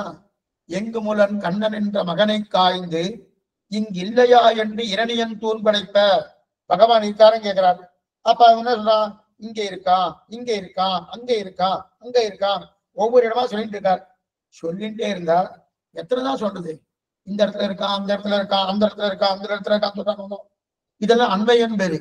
வெத்திரேகன் எங்குமுடன் கண்ணன், எங்குமுடன் கண்ணன். அப்ப வெத்திரேகத்தில் சொல்ல ஆரம்பிச்சிடணும். அப்ப வெத்திரேகத்தில் சொல்ல ஏன்னா ஒவ்வொன்னா கேட்டுட்டே இருக்கணும். இரண்யகசிப்பு இங்க இருக்கானா, அங்க இருக்கானா, அங்க இருக்கானா, தூரிலும் உடன் துரும்பிலும் உடன் சொல்ல சொல்ல சொல்ல எங்கு மூலம் சொல்லணும். இந்த மாதிரி ஆழ்வார் பாசனம் வித்தியாசம் இருக்கே. ஆழ்வார் சாதனைக்கு பல விஷயத்தை இந்த மாதிரி பார்க்கணும். முதல்ல ஆழ்வார் 3 பேர் இருக்கா இல்லையா? அவ பகவான் தான் பரதேவதன் பாடினான். அன்பேதகலியாய் வையந்தகலியாய் திருக்கண்டேன் பகவான் தான் பரதேவதன் பாடினா. பாடின உடனே இது அன்வயம். பரதேவதை சிவன் நாராயண பரதேவதை அப்படின்னு பாடிட்டா. முதல் திருவந்தாதி என்ன, 2ஆம் திருவந்தாதி என்ன, 3ஆம் திருவந்தாதி என்ன, 3 திருவந்தாதியாலே 3 ஆழ்வார்கள் பகவான் பரதேவத்தில் ஸ்தாபித்தார். ஸ்தாபித்த உடனே 4வது ஆழ்வாராக திருவேசி ஆழ்வார் யோசித்தார். என்ன யோசித்தார்? அவர் அன்வயத்தை சொல்லிட்டார், பகவான் பரதேவதன்னு. பகவானை தவிர மற்றொருத்தர் பரதேவதை கிடையாதுன்னு சொல்ல போனா அதுதான் வெத்திரேகம். அவர் என்ன பண்ணார்? இவரை தவிர பிரம்மமே கிடையாது என்றார். இவரை தவிர பிரம்மம் கிடையாது. இவருக்கு திருமேசி ஆழ்வாருக்கு உரையிலிடாதவர்னு பேரு. திருமேசி ஆழ்வாருக்கு உரையிலிடாதவர்னு பேரு. அந்த உரையில் இடாதவர் இருக்கிறபடியாலே அவர் என்ன சொன்னார்? நம் கண்ணன் கண் என்று 3 பேரும் சொன்னார். நம் கண்ணன் கண் அப்படின்னு எந்த 3 பேர்? பொய்கை ஆழ்வார் என்ன, பூதத்தாழ்வார் என்ன, பேயாழ்வார் என்ன, இந்த 3 பேரும் நம் கண்ணன் கண் சொன்னா. ஆனா திருமேசி ஆழ்வார் இருந்தார், நம் கண்ணன் கண் அல்லது இல்லையோர் கண்ணே அப்படின்னு. திருமேசி என்ன பண்ணார்? அல்லது இல்லையோர் கண்ணே, நம் கண்ணன் கண்ணுன்னு முதலாழ்வார் சொன்னார். அப்ப நம்முடைய கண்ணன் தான் கண், அவன் தான் ரட்சகன் அப்படின்னு சொன்னார். அவனை தவிர மற்றொரு ரட்சகன் கிடையாது அப்படின்னு திருமேசி ஆழ்வார் சொன்னார். ஆனா இந்த பாட்டு அடியர் எடுத்த பாட்டு திருமேசி ஆழ்வார் பாட்டு இல்லை, இது நம்மாழ்வார் வாசம். நம் கண்ணன் கண் அல்லது இல்லையோர் கண்ணு திண்ணன் வீடு முதல் முழுதுமாய் என்னின் மீதியன் எம்பெருமான் மண்ணும் விண்ணுவெல்லாம் உடனுண்ட நம் கண்ணன் கண்ணல்லது இல்லையோர் கண்ணன். ஆனா இப்ப நம் கண்ணன் கண்ணின்னு முதலாழ்வார் சொன்னார், அல்லது இல்லையோர் கண்ணேன்னு திருமேசி ஆழ்வார் சொன்னார். நம்மாழ்வார் பார்த்தார், இவர் 5வது ஆழ்வார். முதல் 3 ஆழ்வார் முதல் ஆழ்வார்கள், 4ஆம் ஆழ்வார் திருமேசி ஆழ்வார், 5ஆம் ஆழ்வார் நம்மாழ்வார். அவர் பார்த்தார், முதலாழ்வார் சொன்னதையும் சேர்த்துட்டார், திருமேசி ஆழ்வார் சொன்னதையும் சேர்த்தார்.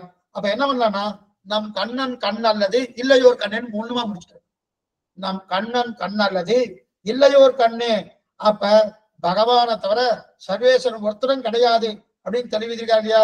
இப்ப இந்த 4 ஆழ்வாரையும் சேர்த்து சொன்னதை அம்மாழ்வார் அன்வயத்திலையும் சொல்றார், வெத்திரேகத்தில் சொல்றார். அன்வயத்துல சொன்னது முதலாழ்வார்கள், வெத்திரேகத்துல சொன்னது திருமேசி ஆழ்வார். அன்வயத்துல என்ன சொன்னார்? நம் கண்ணன் கண் என்று முதலாழ்வார்கள் சொன்னார். வெத்திரேகத்துல என்ன சொன்னார் திருமேசி ஆழ்வார்? அல்லது இல்லையோர் கண்ணன் வெத்திரேகத்தை சொன்னார். நம்மாழ்வார் பார்த்தார், இல்ல இல்ல இல்ல, ரெண்டுத்தையும் சேர்த்துறேன், அன்வயமும் சொல்றேன் வெத்திரேகமும் சொல்றேன்னு, நம் கண்ணன் கண் அல்லது இல்லையோர் கண்ணன் இது முடிச்சார் இல்லையா? ஆக இதத்தான் தெரிகிறார், அன்வயம் வெத்திரேகம். இங்க 3வது கூட இருக்கு, அன்வய வெத்திரேகம்னு பேர். முதல்ல அன்வயம் நேர சொல்றது, வெத்திரேகம் இவரை தவிர மற்றொன்று கிடையாது சொல்றது. 3வது என்ன? அன்வய வெத்திரேகம்னா இவரை தவிர மற்றொன்று கிடையாதுன்னு நேர சொல்றாருன்னு அதுதான் தெரிவிக்கிறார். ஆக இப்ப நான் அனுமானத்துல அன்வயம் வெத்திரேகம் பார்ப்போம். அன்வயம்னா வெத்திரேகம் என்ன மாத்தணும்? இவர் தான் வித்வான் சொன்ன அன்வயம், இவரை தவிர வேறு ஒருத்தர் வித்வான் கிடையாது சொன்னா வெத்திரேகம். இப்ப அன்வயம்னா பாவ வியாப்தி, அப்படின்னா இருப்பதை சொல்றது. ஆனால் அபாவ வியாப்தின்னா இல்லாதது சொல்றது, இல்லாதது சொல்றது.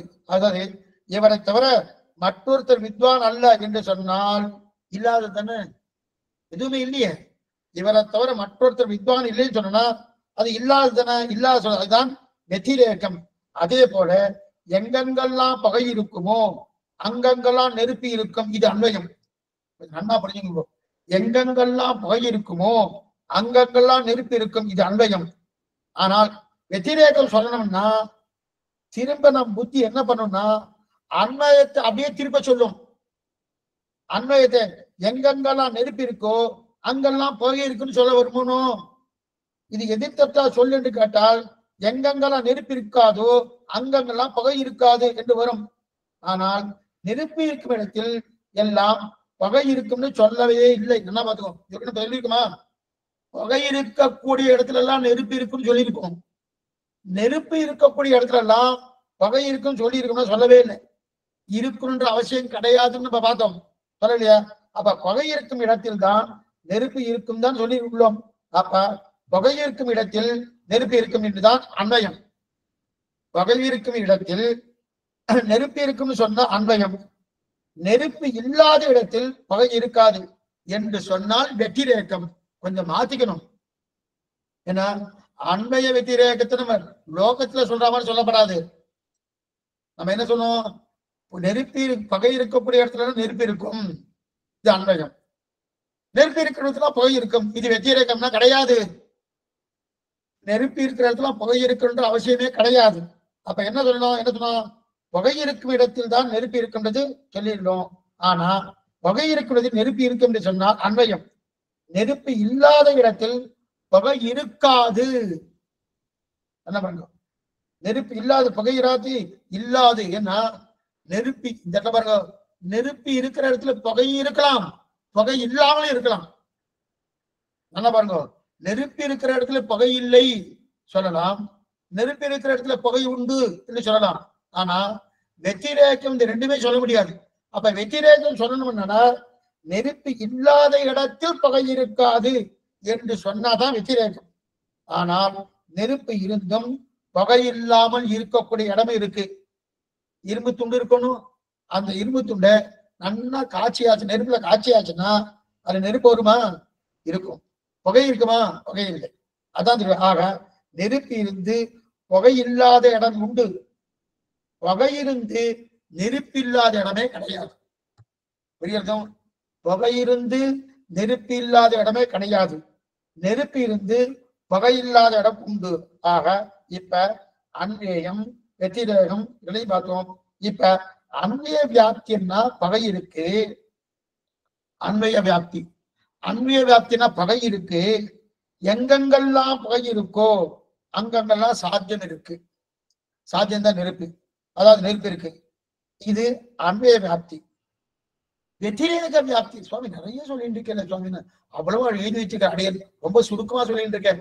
உங்களை ரொம்ப ரொம்ப இழுக்க வேண்டாமே. ஏன்னா நம்ம நம்ம சப்த பிரமாணத்துக்கு போனா கொஞ்சம் நல்லா போயிடும். நமக்கு தெரியாத விஷயம் சொன்னா இருக்கும்.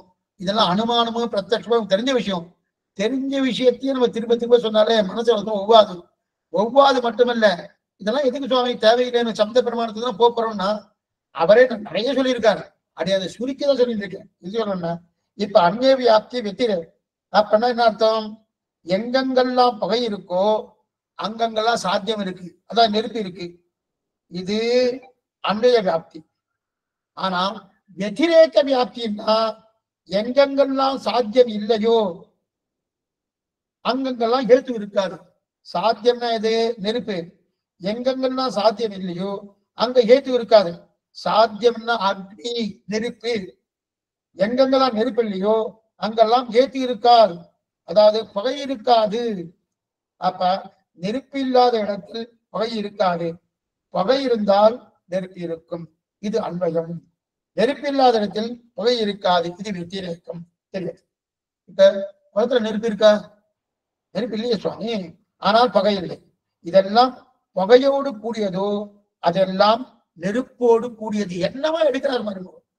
நம்ம ஏதாவது தப்பி போயிடும்ன்றதுக்காக ஒரே திருப்பி திருப்பி எதெல்லாம் புகையோடு கூடியதோ அதெல்லாம் நெருப்போடு கூடியது. எங்கு நெருப்பு இருக்காதோ அந்த இடத்துல பகை இருக்காது. எங்கு நெருப்பு இருக்காதோ அங்க புகை இருக்காது. ஆக அன்வயம் என்ன, வெத்திரேகம் என்ன, வியாப்தி என்ன, இதெல்லாம் சொல்லிட்டார். ஆனா அன்வய வெத்திரேக வியாப்தியில் உபாதி வந்தாலே குற்றம்.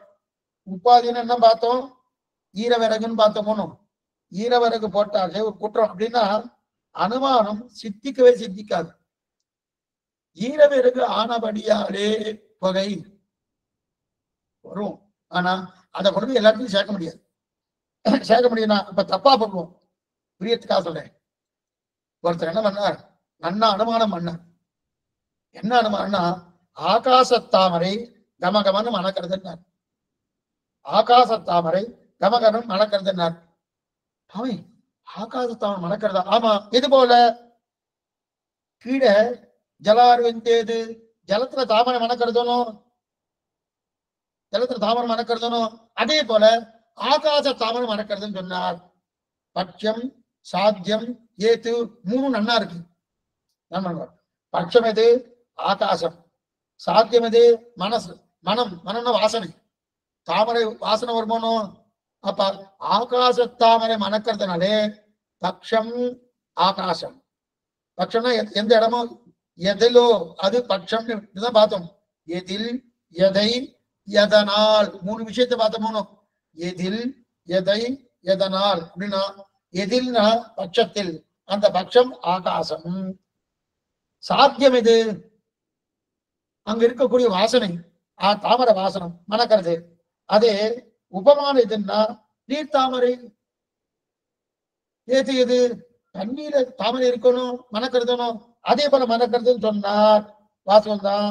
இந்த மாதிரி சொல்லலாமான்னா ஆகாச தாமரைங்கிற வஸ்துவே இல்லையே.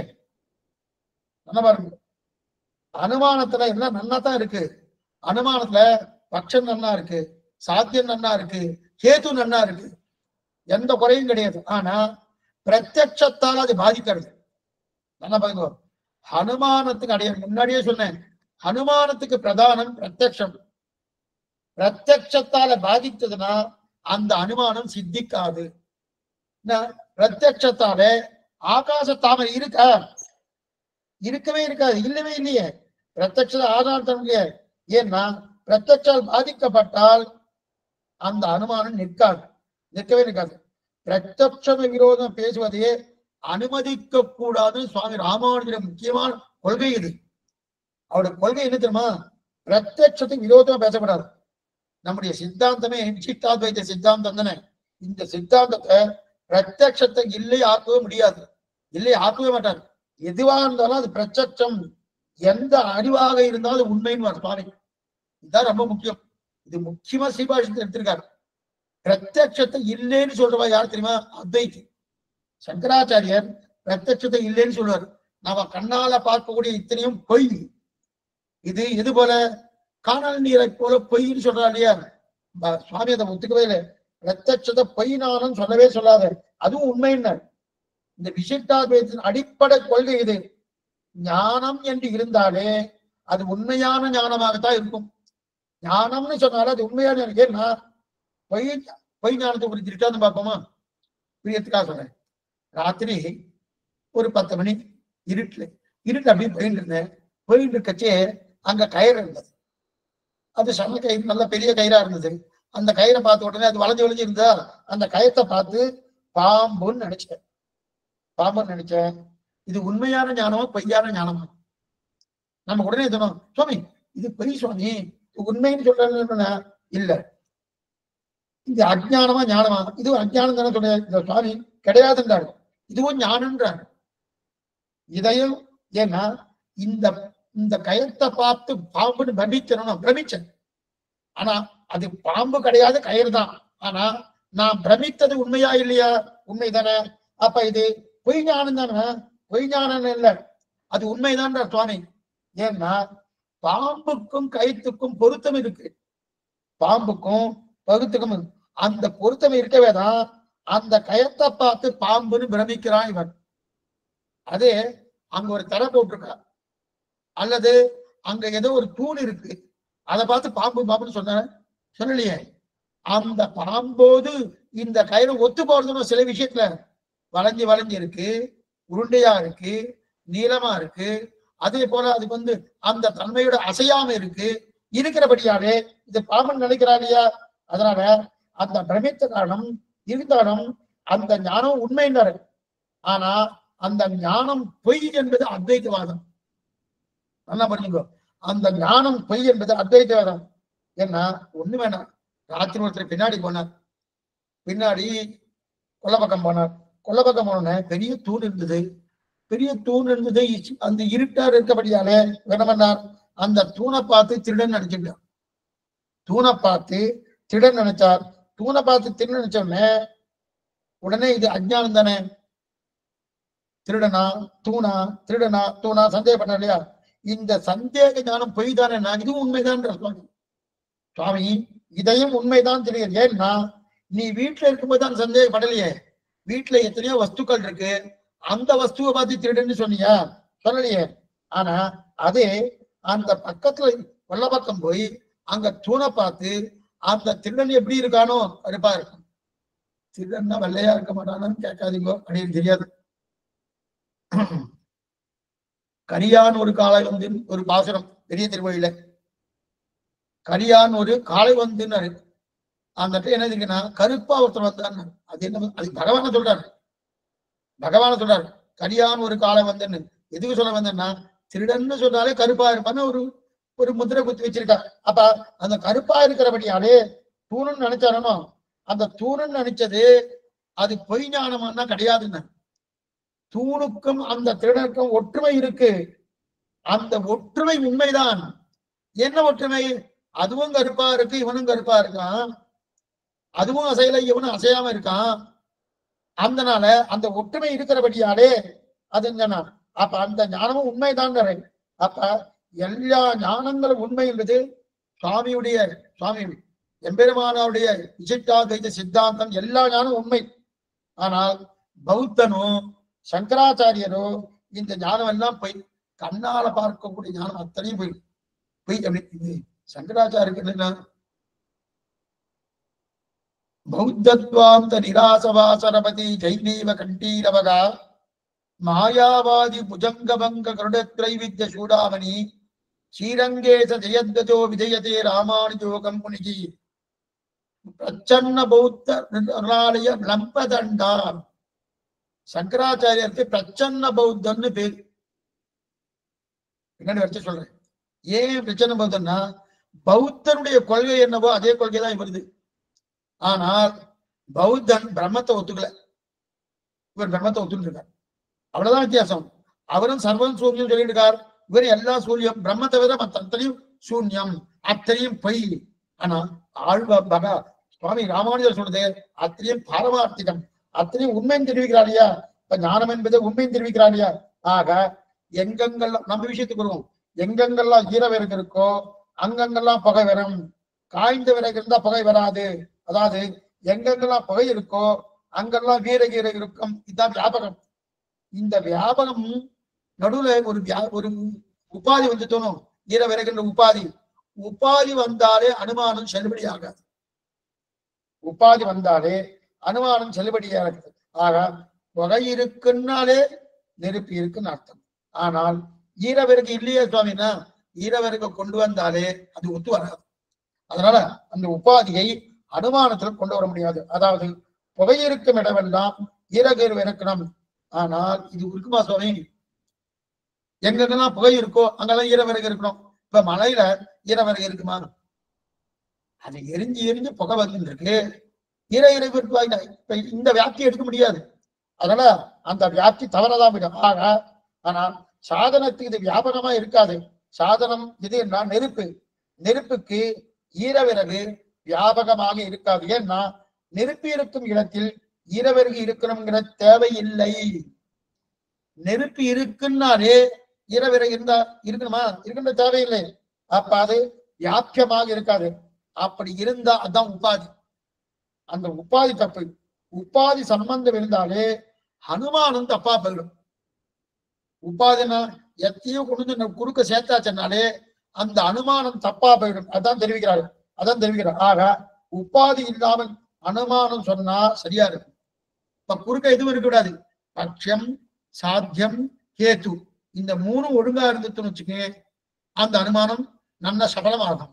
அதை விட்டுட்டு நடுவு உபாதி வந்தாலே அது சரியா இருக்காது. சரி, அதாவது ஈரவரகாய் இருக்கு ஆனா பகை வருதுன்னு சொன்னா அது உபாதி. அப்ப மலையில பகை இருக்கு, நெருப்பு இருப்பதால் என்கிற அனுமானத்தை எடுத்துக் கொள்வோம். அதாவது நெருப்பு இருந்தால் பகை இருக்கும், நெருப்பு இருந்தால் பகை இருக்கும் என்பது என்ன? அன்பய வியாப்தி வெத்திரேக வியாப்தி பார்த்தோமோ. இப்ப புகையில்லாத இடத்தில் நெருப்பு இருக்காது என்பது இருக்கா? புகையில்லாத நெருப்பு இருக்காது என்பது கிடையாது. ஏன்னா அயப்பிண்டம் இருக்கணும், இரும்பு துண்டு, அது புகையே இல்லையே, ஆனா நெருப்பு இருக்க. இதுனா இந்த இரண்டுமே உபாதி வந்தா தப்பா போயிடுங்க. சரி, இப்ப புகையை கொண்டு நெருப்பை சாதிக்கலாம் என்றால் சரியா இருக்கும்.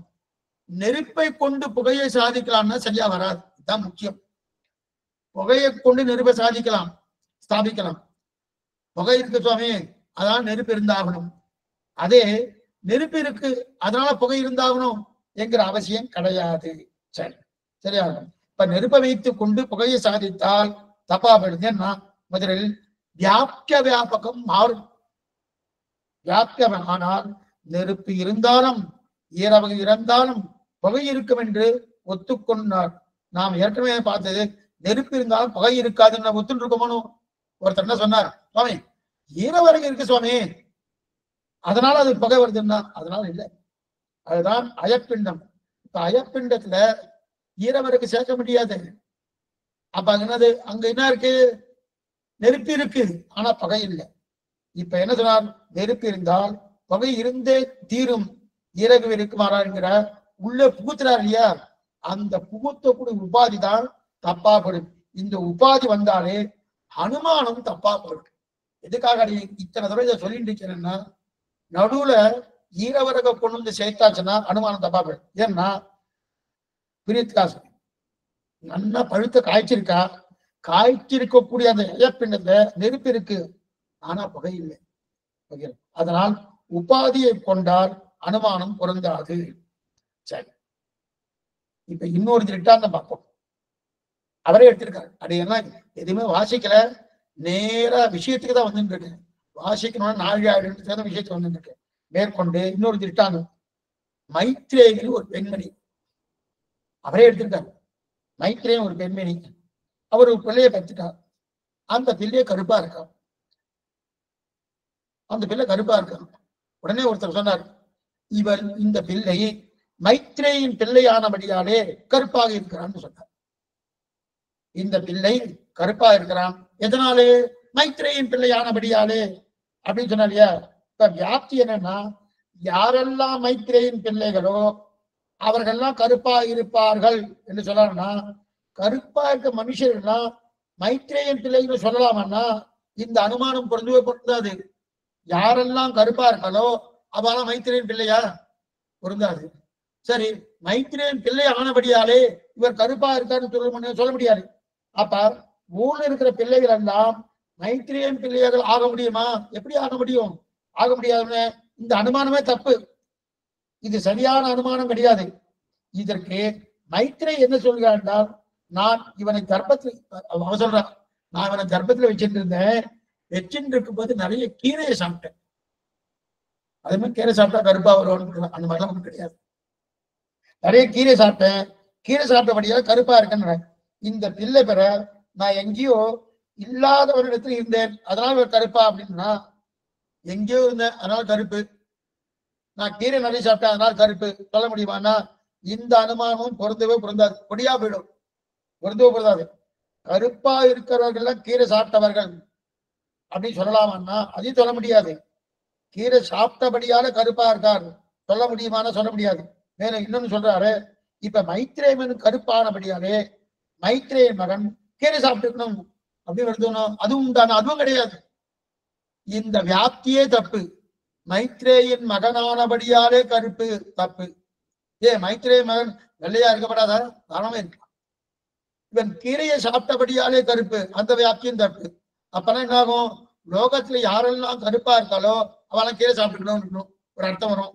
இல்ல யாரெல்லாம் கருப்பா இருக்காளோ அவெல்லாம் மைத்ரேயின் மகனாக இருக்கணும், இல்ல மைத்ரேயை பெற்ற குழந்தையா இருக்கணும்னா வாய்ப்பே கிடையாது. இந்த அனுமானமே தப்புன்னு சொல்றாரு, சொல்ல முடியாது. மேலும் இதெல்லாம் தெரிவிக்கிறால, இதெல்லாம் அவசியமே இல்லை. இதெல்லாம் சொன்னாச்சுன்னா குற்றம். அப்ப அனுமானத்துல குற்றம் ஏற்படுது இல்லையா? அப்ப அனுமானம் நிற்கவே நிற்கல. அனுமானம், இந்த அனுமானம் துட்டமான அனுமானம். இந்த அனுமானம் துட்டமானவனை ஏன் துட்டமா போயிட்டுன்னா, கீரை சாப்பிட்டபடியாலே கருப்புன்னு சொல்றே, அது தவறு, அது தவறு. அப்ப இந்த உபாதியே பாருங்க, இப்ப உபாதியை ரெண்டு விதமா எடுக்கிறாங்க. உபாதி முதல்ல என்ன பார்த்தோம்? ஈரவரைக்கு பார்த்தோம். அடுத்தது என்ன பார்த்தோம்? இப்ப கீரையை பார்த்துட்டு போனோம். உபாதியே ரெண்டு விதமான உபாதி, நிச்சித உபாதி, சச்சித உபாதின்னு பேரு. நிச்சித உபாதின்னா யாருக்காவது கைங்கரியம் பண்றோம். உபாதி என்னன்னா குறுக்க நம்ம சேர்க்கிறோமோ, குறுக்க சேர்த்தது எது? ஈரவிறக சேர்த்தது ஒரு உபாதி. இப்ப கீரை சாப்பிட்டபடியாலே ஒரு உபாதி, மைத்ரேயின் மகனானபடியாலே கருப்பா இருக்கான்னு ஒரு உபாதி சேர்த்த போனோம். இந்த உபாதி வந்தாலே அனுமானம் நிக்காது. அந்த உபாதியை ரெண்டா பிரிக்கிறான், நிச்சித உபாதி, சச்சித உபாதின்னு பேரு. நிச்சித உபாதி என்ன என்னது? யாருக்காவது கைங்கரியம் பண்ணணும், கைங்கரியம் பண்ணனாலே பெரிய யாருக்காவது வேலை செய்யறோம், இப்படி வச்சு வேலை செய்யறோம்னா அது துக்கம் சுவாமி. வேலைக்காரனா இருந்தாலும் துக்கம். அப்படியா சுவாமி? சேவா ஸ்வவிருத்திக்கு மனு பகவான் தெரிவிக்கிறார். சேவான்னாலே அது நாய் தொழில் தெரிவிக்கிறார். சேவை செய்வதனாலே அது நாய் தொழில். மனு எழுதி வைக்கிறார் இல்லையா? அதனால் அதை பண்ணாது என்றார். மனு எதை சொன்னாரோ அது மருந்துன்னு வேற சாத்திரம் சொல்றது. இப்ப சேவா ஸ்வவிருத்திக்கு என்னன்னா, யாருக்கால் சேவை பண்ணினால் அது நாய் தொழிலை போலே தெரிவிக்கிறார். அது மட்டுமல்ல, மனு எது சொன்னாரோ அதுதான் லோகத்துக்கு மருந்துன்னு வேற சொல்லியிருக்கு. அப்படின்னுச்சு இந்த சேவை பண்ணாலே அது துக்கத்தை கொடுக்கும். ஏன்னா சேவையாக இருக்கிறபடியாலே இது ஒரு வியாப்தி எடுக்கிறார். என்ன வியாப்தி? மனு பகவான் சொல்லியிருக்கார், சேவை பண்ணினாலே அது துக்கம், அது நாய் தொழில். அதனாலே இப்ப ஒரு துக்கத்தை கொடுக்கறது எது? சேவையாக இருக்கிறபடியால் துக்கத்தை கொடுக்கறது. இது போல ராஜசேவையை போலே, அவர் ராஜா தானே, ராஜாவுக்கு சேவை செய்தா அது துக்கம் தானே. அப்படி இருக்கணும். இது எங்க போய் நிக்குன்னு தெரியல. ராஜாவுக்கு செய்ய துக்கமா சொன்ன, என்ன பேசினாலும் சரி சுவாமி, ஏன் சுவாமி ராஜா துக்கம்னா? அவர்கிட்ட போனேன், கிட்டக்க போனேன், அவருக்கு எது பிடிக்குன்னு தெரியாது. அவர் பிடிச்சதை பண்ணணும், பிடிச்சதை பண்ணணும். அது மட்டும் இல்ல, எப்படி பேசணும், எப்படி நிக்கணும், எப்படி அவற்றை நடந்து கொள்ளணும், இதெல்லாம் தெரியாதானோ. அப்ப எனக்கு துக்கம் தானே அப்படின்னு தெரியும். இது அனுமானம் தெரியும். ஆனா இந்த அனுமானம் பொருந்தாது. ராஜாவுக்கு சேவை செய்வது துக்கம்னு சொன்னா இந்த அனுமானம் பொருந்தாகும். ராஜாவை போறேன்னு சேவையினால சேவையா இருக்கிறது. அதே போல இப்ப பகவானுக்கு சேவை செய்தால் துக்கம். இது போல ராஜாவுக்கு சேவை செய்தால் துக்கம்னு மனு பகவான் சொன்னாரோனோ அதே போல பகவானுக்கு சேவை செய்தால் துக்கம்னு இருக்கு. பகவான் மீது ராஜா வேறுங்க, இவரு ராஜா தானே, ரங்கராஜா. இப்ப ரங்கராஜா தானே, ரங்கராஜன் ஆனபடியாலே தேவாதிராஜன் ரங்கராஜன், அதனால இதுவும் துக்கம் தானா, கொஞ்சம் மாத்திக்கணும்.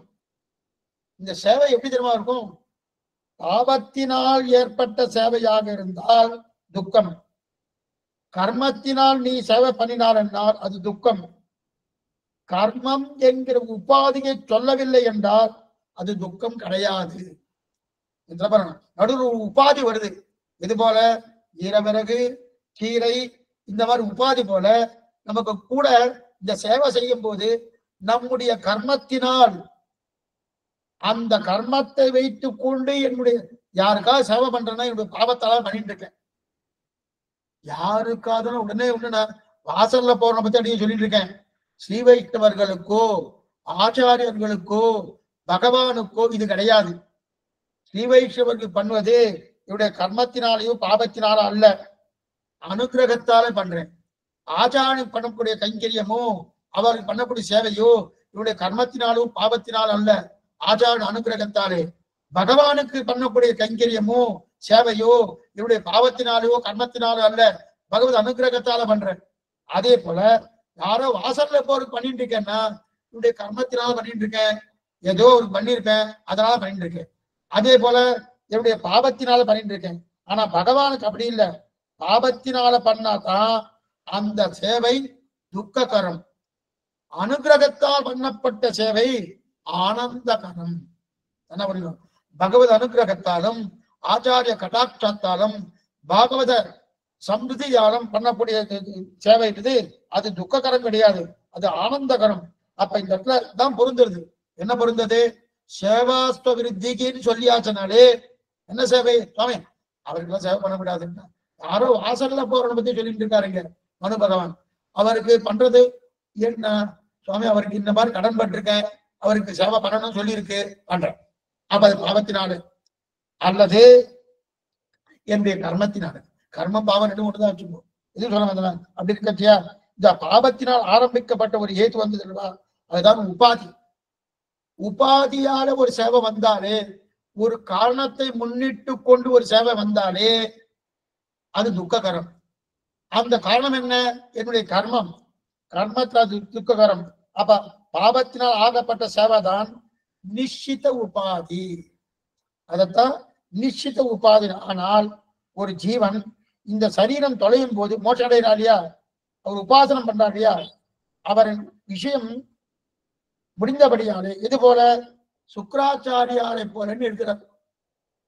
சுக்கராச்சாரியார் சமாதி முடிந்து அந்த பிரிவில முக்தி அடைஞ்சார் இல்லையா, அதே போல எங்கெல்லாம் சமாதி முடிவடைகிறதோ அந்த ஜீவன் எல்லாம் அந்த பிறவியில் முக்தி அடைவான் என்று சொல்வோம். ஆனா இந்த இடத்துல என்ன சந்தேகம்னா, எல்லா கர்மமும் நாசம் அடைந்தாதான் முக்தி அடைவான். கர்மம் நாசம் அடைந்ததான் முக்தியே. ததா வித்வான் புண்ணிய பாபே விஜூய நிரஞ்சன பரமம் சாமிய உபைதி. சாஸ்திரம் சொல்லுது, புண்ணியங்கள் என்ன பாபங்கள் என்ன இவையெல்லாம் தொலைந்தாதான் முக்தி.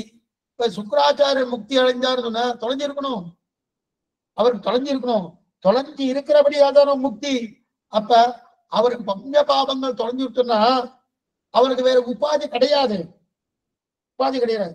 இப்ப ஒருத்தர் கேட்கிறார், இப்ப சமாதி அடைந்தபடியாலே சர்வ கர்ம நாசம் இருக்கா இல்லையா? எல்லா கர்மமும் நாசம் அடைஞ்சிட்டா. ததா வித்வான் புண்ணிய பாபே விதூய. எல்லாமே தொலைஞ்சு போயிடுச்சா சுவாமின்னா, எல்லாமே தொலைஞ்சு போயிருந்தா தான் போக முடியும், இல்லைன்னா போக முடியுமான்னா போகவே முடியாது. அப்ப இந்த சந்தேகத்தினர் அதனால்தான் இது அச்சித்தித சங்கித உபாதி, நிச்சித உபாதி, சஞ்சித உபாதி. சந்தேகத்தோடு இருந்தால் சஞ்சித உபாதின்னு பேரு. நிச்சித உபாதின்னா சந்தேகம் இல்லாம இருக்கக்கூடியது நிச்சித உபாதி. அதனால நிருபாதிக சம்பந்தம் இருந்தால் தோஷம் இல்லாமல் இருக்கும். இப்ப என்ன சொல்றாருன்னா, அனுமானத்துக்கு நிருபாதிக சம்பந்தம் இருக்கணும். உபாதி சம்பந்தத்தோடு வியாப்தி சொன்னீங்கன்னா தோஷத்தோடு தான் இருக்கும். புரியத்துக்காக சொன்னேன். உபாதி சம்பந்தம் என்ன பார்த்தோம்?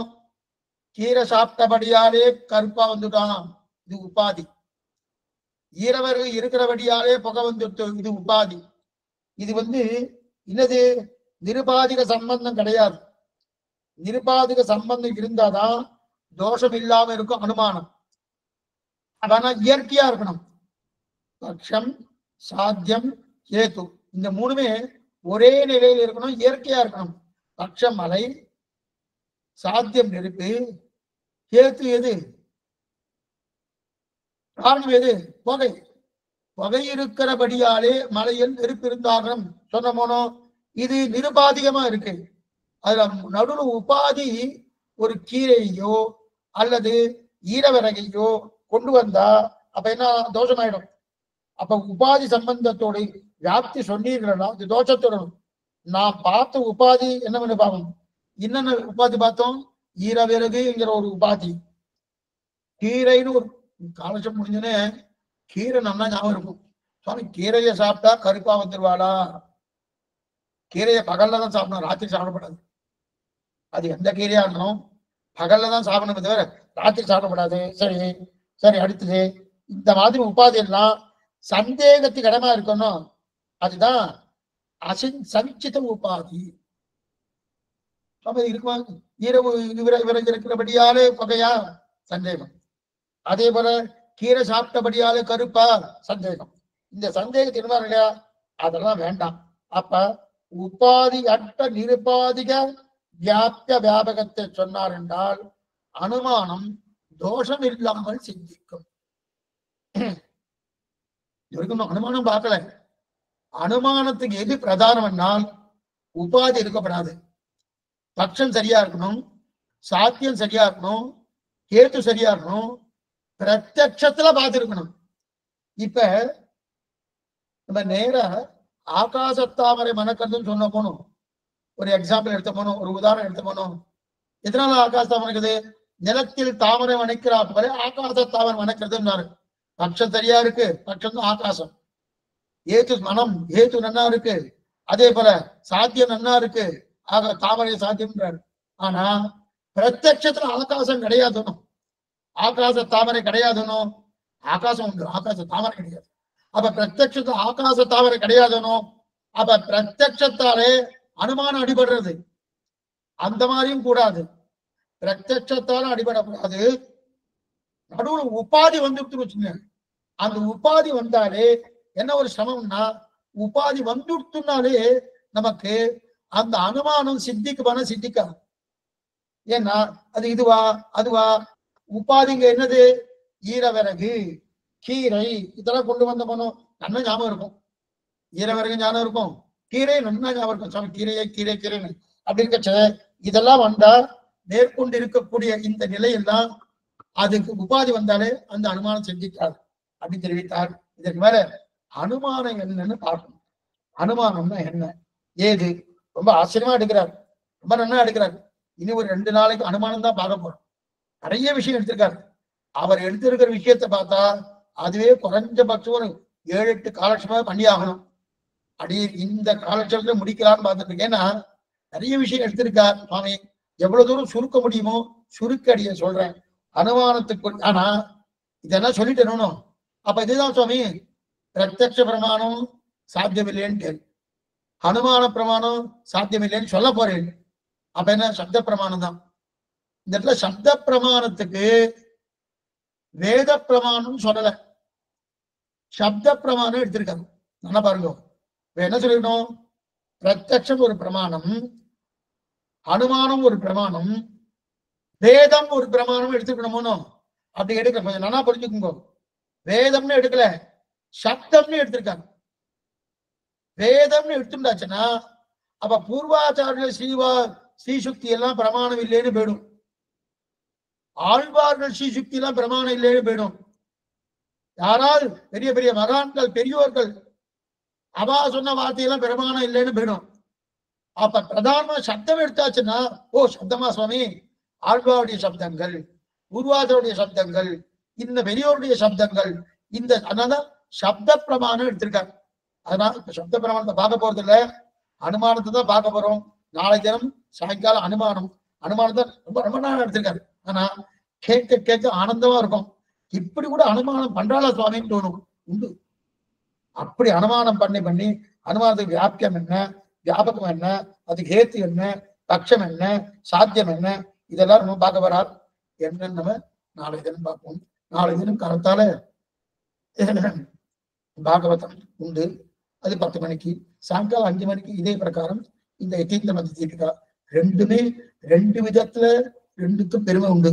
பாகவதம் கண்ணனுடைய பெருமை சொல்ல வந்தது, இது சாஸ்திரத்தின் பெருமை சொல்ல வந்தது. யதீந்திர மத தீபிகா ரெண்டுமே தெரிஞ்சிருந்தாதான் நம்முடைய வாழ்க்கை ரசிக்கும். ரசிக்கிறது மட்டுமல்ல, மற்ற வாட்ட பேசத்தே திடமா பேசக்கூடிய ஒரு தன்மை நமக்கு கிடைக்கும் பிரார்த்தித்துக் கொண்டு மேற்கொண்டு இதை நாளை தினம் சந்திக்கலாம். இப்ப ஏதாவது சந்தேகம் இருந்தா அவசியம் கேட்கவே பிரார்த்திக்கிறேன். ஆழ்வாரும் பெருமானார் திருவடிகளே சரணம், ஆச்சாரியன் திருவடிகளே சரணம், பகவதால் திருவடிகளே சரணம்.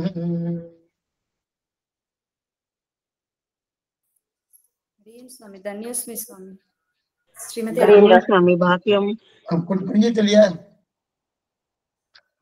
புரியுது சுவாமி. இயல்பாவே இதெல்லாம் பண்ணிட்டு தான் இருந்திருக்கோம் சாமி. நம்ம பேசும் பொழுது தனமானம் இயல்பாவே இருக்கு. இப்ப பேர் தெரியுது எங்களுக்கு, ஓ என்னென்ன பேர் இருக்கலாம் அப்படின்னு. இயல்பாவே நம்ம பண்ணிட்டு நம்ம வாழ்க்கையில நடக்கிறது தான் இதெல்லாம். ஆனா நமக்கு இப்படி நடக்கிறதுன்னு தெரியாம பண்ணிட்டு இருக்கோம். ஆமாங்க சாமி. அதற்கு இப்ப பேர் தெரியறது, ஓ இது உபமானம், இதெல்லாம் நம்ம இது பட்சம், இது ஹேத்து, இதெல்லாம் தெரியறது சுவாமி இப்போ. அதுதான் கரெக்ட். அடியேன் சுவாமி. அடியேன் சுவாமி. சந்தோஷம்.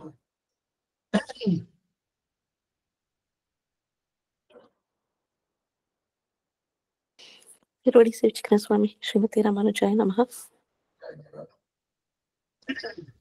ஸ்ரீமதி ராமானுஜாய நமஹ.